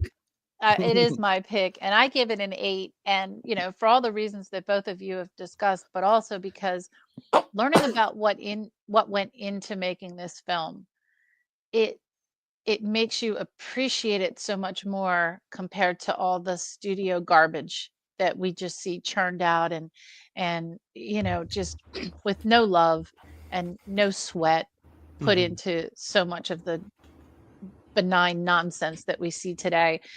It's also a simple story. It is such a simple story. And there are no cliches in this film because, they could have ended it with Rocky winning and knocking out Apollo Creed, but they didn't. And I agree, it is a great choice. He didn't win, but he did get one judge on his side. And more importantly, he did what he set out to do. He set out to go off 15 rounds. And he did. And for him, that's a win. That's a huge win for him. I think from maybe not the very beginning, but early on this film, you're rooting for Rocky. You are, because not only does he have this incredible mountain to climb in training to go the distance with the champion of the world, but he's got all these distractions and these people and Mickey and Paulie. Everything's against him. And he doesn't even have the right shoes, for goodness sakes. So you're definitely rooting for him. And to look at this film as a romance, you can't not look at this film as a romance. I think weaving that together, with the sports story, but having no cliches. And really, I don't think there's a wasted scene in this film. There is no filler. There is no point in time where I'm thinking, why are we here? What are we talking about? I'm not looking at my watch. Yes, the dialogue could have been a little cleaner in some scenes, down to the sound. But overall, a tremendous story. The music weaves this film together. And again, the crescendo of, him climbing up those stairs or the end of the fight, the timing and the entire score of this film were absolutely perfect. Bill Conti wrote the score, and it's a mix of, I think it's probably one of the maybe few scores where you have the mix of the more traditional opening themes, and I don't want to say classical, but a mix of the more traditional instrumentals, which you would find with a John Williams, and there's disco. It's got a disco beat. So you've got your traditional movie grand themes with that background disco beat going on. That is perfect, absolutely perfect for this time. I think every one of the actors selected for this film, I can't imagine any other actor playing any of these roles, from Apollo Creed and Sylvester Stallone to, as we've mentioned so many times, you really have to hate Paulie and Mickey, but you wouldn't have any other actors where you would, elicit that that hatred and that dislike. And Talia Shire, for as little as she does in terms of dialogue, she does so much with her gestures and her looks and her entire character and characteristics. Again, I give this film an 8, and it's what I would probably call my favorite sports film, because I'm overly critical of most sports films, but not this one. Like, I don't find a way to pick at it. Now, it's also because I'm not into boxing, so maybe people who are into boxing would find things to pick at. But knowing what Sylvester Stallone and Carl Weathers went through to make this film, and every successive film with whomever the boxers were, to the point where in Rocky IV, Dolph Lundgren knocked out Sylvester Stallone to the point where he was in the hospital for 8 days. Oh, wow. So they really, wanted to do right by the audience and make sure they did it right in filming the boxing scene. So, and a huge 100% recommend. I want my kids to see this film, since one of my kids is in school in Philadelphia. I think she would really appreciate it. I think it's one that everyone should certainly, whether you're an American or not, I think it is more sentimental for Americans, but I think everyone should take a look at this film. And I think it's just not this movie, just to break in there. It's all 4. Yeah. Yes. So if we look at film, like when you think about films that had a great film and sequel, there's always, oh my God, don't make a sequel. Well, Godfather 1 and 2, you would say that's a great film and sequel. And then you go to a trilogy and you say, wow, Raiders of the Lost Ark, great trilogy. Original Star Wars, great trilogy. Back to the Future, great trilogy. When you get to 4, I think this, whatever we're going to call it, quadrilogy, might be the best quadrilogy. This might be the best 4 that all kind of hang together. None of the movies are perfect, but I think if you look at 4, maybe Toy Story, if you're into Toy Story 1 to 4 are good, but if you were to look at 4 films, this is the one that hangs together. Yeah, I mean, I can't imagine there's that many sets of 4 that hold quality. I'm just trying to think of where the 4 got to that. Like, because even like Alien 3 pisses people off. Like, not Jurassic Park, definitely not Jurassic Park. No. There's only one Jurassic Park movie. Even if you were to look at like Star Wars with the originals and the prequels, which obviously right off the bat, I know the prequels are hit or miss for a lot of people. But even if, say, you're a fan of the prequels, like I am, and you wanted to say like, oh, the first 4 Star Wars, good. It doesn't feel like it, because it was story, then prequel, and just so many years. No continuation. No continuation of story. Well, there is so a many list years apart in terms of creation that it doesn't. Somebody feel put like Mad Max. Mad Max ends on Thunderdome, so it's 3, isn't it? Well, I did find a list. What's 4? And I'm very sad. And even Mad Max, if you wanted to include Fury Road again, that feels too separate, too rebooty. I don't know that you can't do reboots. Like, you're gonna get some weird ones, like like something like Warlock 4, or or the Leprechaun 4 that would probably Critters, maybe the first 4 Critters 17. movies. What's it? Friday the 13th, all the Nightmare on Elm Street. They're gonna be up there. Halloween is gonna be up. It's tough to find. They're not good. They're not like, you can't say, they're good. They're good ones. I'm trying to think. Well, I'm very sad. There is a list, and it doesn't even have Rocky on the top 20. Then that list is already void. It's horrendous.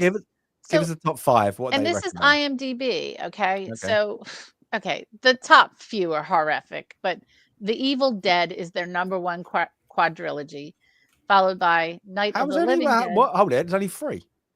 It says 4. Followed by Night of the Living Dead, followed by Toy Story, which I agree with. Okay, yeah. First followed Story's by fine. Yeah, I could see that. Night of the Living Dead. Oh, what? I would Dawn of the Dead. Okay, they're going don't Day of the know. Dead. Yeah, and then followed by Die Hard. Oh, Die Hard? See, No. I didn't like 3 or 4. Yeah. Die Die Hard Hard was with like a no for Vengeance, me. I can take. I don't mind it. Die Hard 2, it's a bit hit and miss. But Was Die Hard 4 the 4 is- one with Jai Courtney, the No, actor that's who came out to 5. be his son? Was that 5? Okay, what the That hell was was 4? 5. Why Yeah. can't I think of 4? Number 4 is the one with the computer geek. And I can't remember what he's doing. It's not even ringing a bell to me right now. It's not very good. Go on, Okay, Sandy, and next. then, okay, because this is hit or miss, right? They're putting the first 4 Star Trek movies. Like Star Trek 1 was abominable, 2 was good, 3 was awful, 4 was bad. It's like so this is really not a good. It feels list. like they're using 4 sets of 4 Mm. where 1 or 2 movies carries the other ones. Yeah. This is one of the few. This Toy Story, like you mentioned, where not all have 4 are Rocky? quality. Oh, Rocky is number 35 on this list. Superman is number like 32. Yeah, this is a terrible list. Let's put we'll that make in our that list can go right in the bin. That is a trash Yep. list. IMDb. How dare you? Yeah, But it's like putting the Matrix up there because the Matrix. Yeah, right. Because the other rest 3 are like, no, the other 3 suck. Only the first one's good. Yeah, I don't agree with that list so far. Leaving Rocky off is just a huge mistake in the first place. But yeah, well, I think especially because it's the only one that's like it's all 4 are quality movies. Very. I must say, going back to Star Trek, I had to explain. Jay, have you seen the Star Trek movie about the whale? I have seen nothing Star Trek. Okay, so Sandy definitely has. Explain to me, because I had to explain it in a really dumbed down version to explain what was on TV when they go back in time. Go on, Sandy. Explain Star Trek. I don't remember. Okay. The premise is this is a really I remember when it came out. I was a kid. Yeah, okay. No, this is the premise of this movie. Okay, so an alien race have come to Earth, and they're sending out the signals. Unfortunately, the signals are causing earthquakes, tidal waves, and all that. So they figure out that the signal they're giving is a speech of, I think it's humpback or sperm whale, whatever it is. Whale. Yeah, so they have to. So to do that, they have to then go back in time to get a humpback whale or sperm whale, and then bring it back into the future so the alien beings can talk to them, so they won't destroy Earth. Yep, and somebody paid that. I was like, when I was even saying it, I was like, yeah, this movie is as bad as it sounds. Yeah, it was bad. Yeah, Star Trek 2 is the best. The Wrath of Khan. When that one comes up, That's one where we're not going to watch. Jaws is not there. We're not going to watch Star Trek 1 because we're going to just watch Star Trek 2. It stands on its own. And is related to from 2. Yeah, from 2 there is a loose connection. But yeah, you could watch them individually and you wouldn't really miss 2 out. is also connected to an original storyline from the original series. Yeah. Because Khan is an original character, also played by Ricardo Montalban in the original series. So yeah. But also, Highlander out. Why? Out. What he said? Get him out. Jaws 3, the greatest. 3D. When those 3D movies were a big deal. God. I think it's Jaws the Revenge, isn't it? We've already said is probably one of the worst. And even Sir Michael Caine has said it's probably the worst movie ever made. But it bought him his third house. Gotta get a paycheck somehow. There we go. Anyway, so next week we have Jay. Whiplash. We have Whiplash. Oh, that's right. I was going to say, I honestly totally forget what next week is. Great. That'll be a good one. Because you have things going on. We don't know. Yeah, my head's in a million places these days. But that'll be a good one. Yeah, that's great. Yeah, I love that movie. What year was that? That's got to be at 2014, I believe. Possibly 15 latest.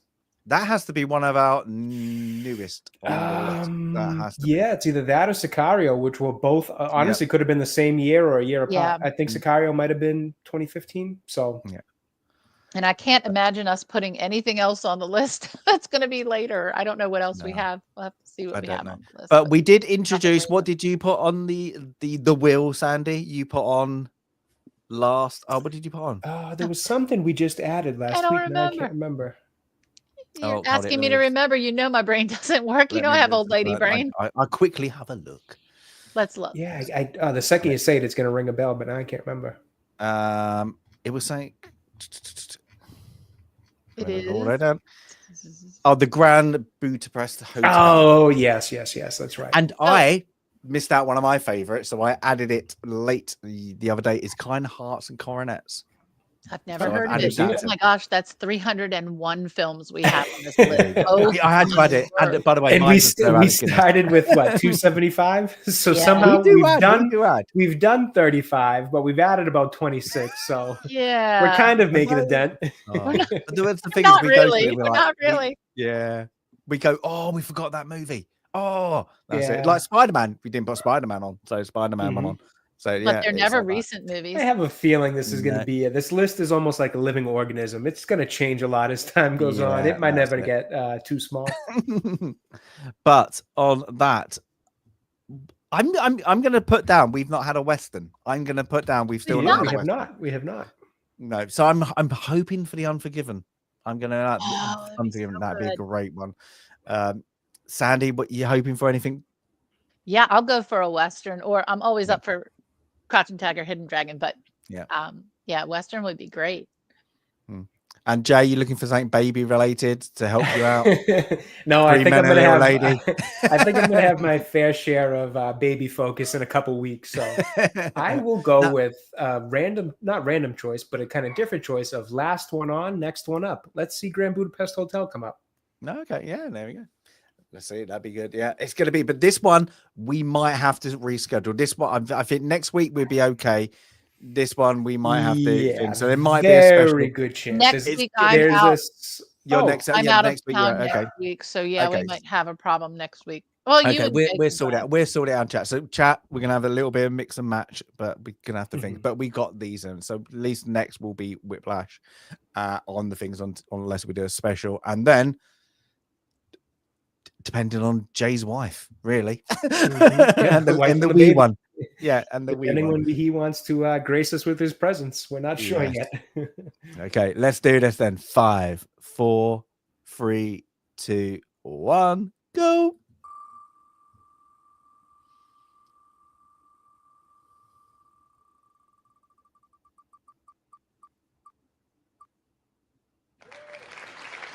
Oh, baseball. I almost said baseball again, but I said it like 3 weeks in a row, so I didn't want to. Go figure. There's a sentimental favorite for me. That's mine. There you go. And Hanks. So we've got some links in the wheel here. Yeah, he's got to be 3 now, is he, or 2? Is he 2 or 3 now? Let's see. What did we do? We did. He was in Castaway. Was Castaway the only one? I don't know if we pulled up any others, but there's several more that I know we talk about his filmography a lot. And I watched any others. The last hour of this the other day. Oh, no kidding. It was on. Just watched the last hour of it. Yeah. Jade. So we got. I caught like the second half of Forrest Gump the other day. Actually, his movies tend to always be on. Yeah. Well, he's made a lot. So yeah, a Madonna classic here. Oh yeah, she's in that. That's Gina right. Davis. Yeah. Mm-hmm. Gina Davis too. That's right. Yeah. Rosie O'Donnell. Yeah. There you go. This one's one of the newer ones you sneaked on there, isn't it? So it is actually a new I tear up when I watch this film for a couple of reasons. At the end. A lot of places. Number one, I grew up playing softball. Number two, one of my aunties played in a baseball league. And my love of history, this is really around that World War II era. So yeah, I do. Bill Paxton. Is it one of the Bill? Is it Bill Paxton? Bill Paxman? Is he? I'm sure he's the comes home. I remember him in this. Yeah, it's been a long time since I've watched this one. Oh, that's good. It's been a little bit of a soft, heartwarming one, really. Is this one, isn't it? So that's good. So we're gonna have Whiplash a bit hard hitting. Yeah. Literally. What I did. See what I did. Literally. But yeah, after that, so we're gonna think. But we might have to reschedule. There might be something. There you go. It is, hiding the new something. There you go. He knows a lot. We just don't agree with him all the time. Yeah, damn, makes me cry every time. But he's talking about Braveheart. Oh, Highlander, there's no crying in baseball. Are you my God, crying? yeah. Are you crying? You're gonna lose. That's another gonna one I use all lose. the time. There's no crying in baseball. Oh, great. Yeah, it's big, but so yeah, we're gonna have to. I will let everybody know. There'll be switches and things going around, so we'll have to make arrangement, and we'll get a plan together. The plan will be done. Film club's not going anywhere for the next 20 years. 20, maybe 30 You or 40. guys, you may just see me duck in and out of film club pretty frequently for the next year or so, but I'll still be here. We'll just be hearing. It would just be screaming, like, "Oh my laughing, God, I've got vomit all background. over my." I might be in the middle of a take and then just immediately mute and run away to go do something without saying why. So, you know, if I ever just stop talking randomly, the baby probably pooped, peed, or is crying. And in 30 years' time, that will be you. Yeah, there you go. Repay the debt. I do remember, like, my kid is like being in meetings, like Zoom calls, and they'd be like, "You were wearing a different shirt earlier or t-shirt," and I'd be like, "Yeah, I picked up the kid, he vomited on me." Just happened, had to change it, and they're like, "Okay, that's fine." Always a different color. Always a different Yes. But yeah, this one today, good pick, Sandy. Good pick. It gets you in the mood. I like those movies that get you in the mood, especially when you have a sequel. God, I want to watch more. I just like sports I do movies. too. It's great. It gets you thinking about it. So we did another sports movie as well. So Oh, that's true. that's it. And then you can educate me on the women's game of now softball, baseball, as it is portrayed in the movie, and then you can educate me on baseball. There you go. And then we can take the Mickey out of the. We can try. We can't perform miracles, but we can try. How's Boston doing? Red Sox are pretty mediocre. Yeah. Not good enough. Not good, not bad. Right Sandy around top. 500. You lot, the Orioles. Yeah, I got to check. My kids are at the game right now. My husband took my kids to the game today, There you go. Nice. and my daughter was at the Phillies game 2 days ago. So it's top. Oh, they're winning, top of the 7th. They're beating the Reds 5-4 right now. So, so that's good. So you come back sugar high, a lot of popcorn, a lot of hot dogs. Oh, they'll just fall right to sleep, which is good because, you know, Easter Bunny's got to come. Even though my kids are much older, you know, I still got to do the baskets and all that stuff. So yeah, go get ready for the Easter hunt for me, like this 3-year-old. Yeah, always going to be good. But everybody, have a great, happy Easter. It has been fun watching Rocky. I did like the watch. I did like the rewatch. That was it. But everybody, have a great one. Rest of the week, a long weekend. Guess you guys got a long weekend, haven't you? No, actually. Oh, we have Monday off. Yeah, no, we don't. And here in Mass, it's actually Patriots Day as well, which is one that some people get off, some people don't. I am unfortunately of the people who don't. Boston Marathon. We have Good we got Friday the Boston Marathon this weekend. I mean, this Monday. Okay. Yeah, we have Good Friday to Monday off, so we have a nice long weekend. Nice. So we don't get religious holidays here in the United States, just Christmas. Except Christmas, but like they don't. It's kind of come to the point where they don't really like. We have a lot more viewed as religious for some reason. Yeah, we have a lot more bank holidays off, don't we? Than things, but I think we do. We get just the federal ones for the most part. Yeah. That's all good. Anyway, everybody have a great one. We will see you. Hopefully, the plan will come and we'll let you know on what Jay's doing and Sandy's doing. And I just saw Highlander's comment. Okay. Sorry, I was going to say I just saw Highlander's comment, and thank you so much, Highlander. I appreciate that. You just give me a congrats for the baby on his way here. Okay. Let's put it out. Let's get that. You can do that. There you go. Hey. Oh yeah, I forgot I could do that too. Actually, you can do that. You can do that. Thank you, Highlander. I really appreciate that, man. And streams will be back, Highlander, just as soon as I settle into a different schedule. That's it. It's always going to be known now as Baby Nerd Takes. There you go. for a while. Anyway, have a great one, everyone. Yeah, whatever you're doing, have a great rest of the weekend, and we'll see you next week. I'll be here at least. No promises elsewhere. Yeah. All right. Bye, everybody. Have a great one. See you later. Bye. Bye.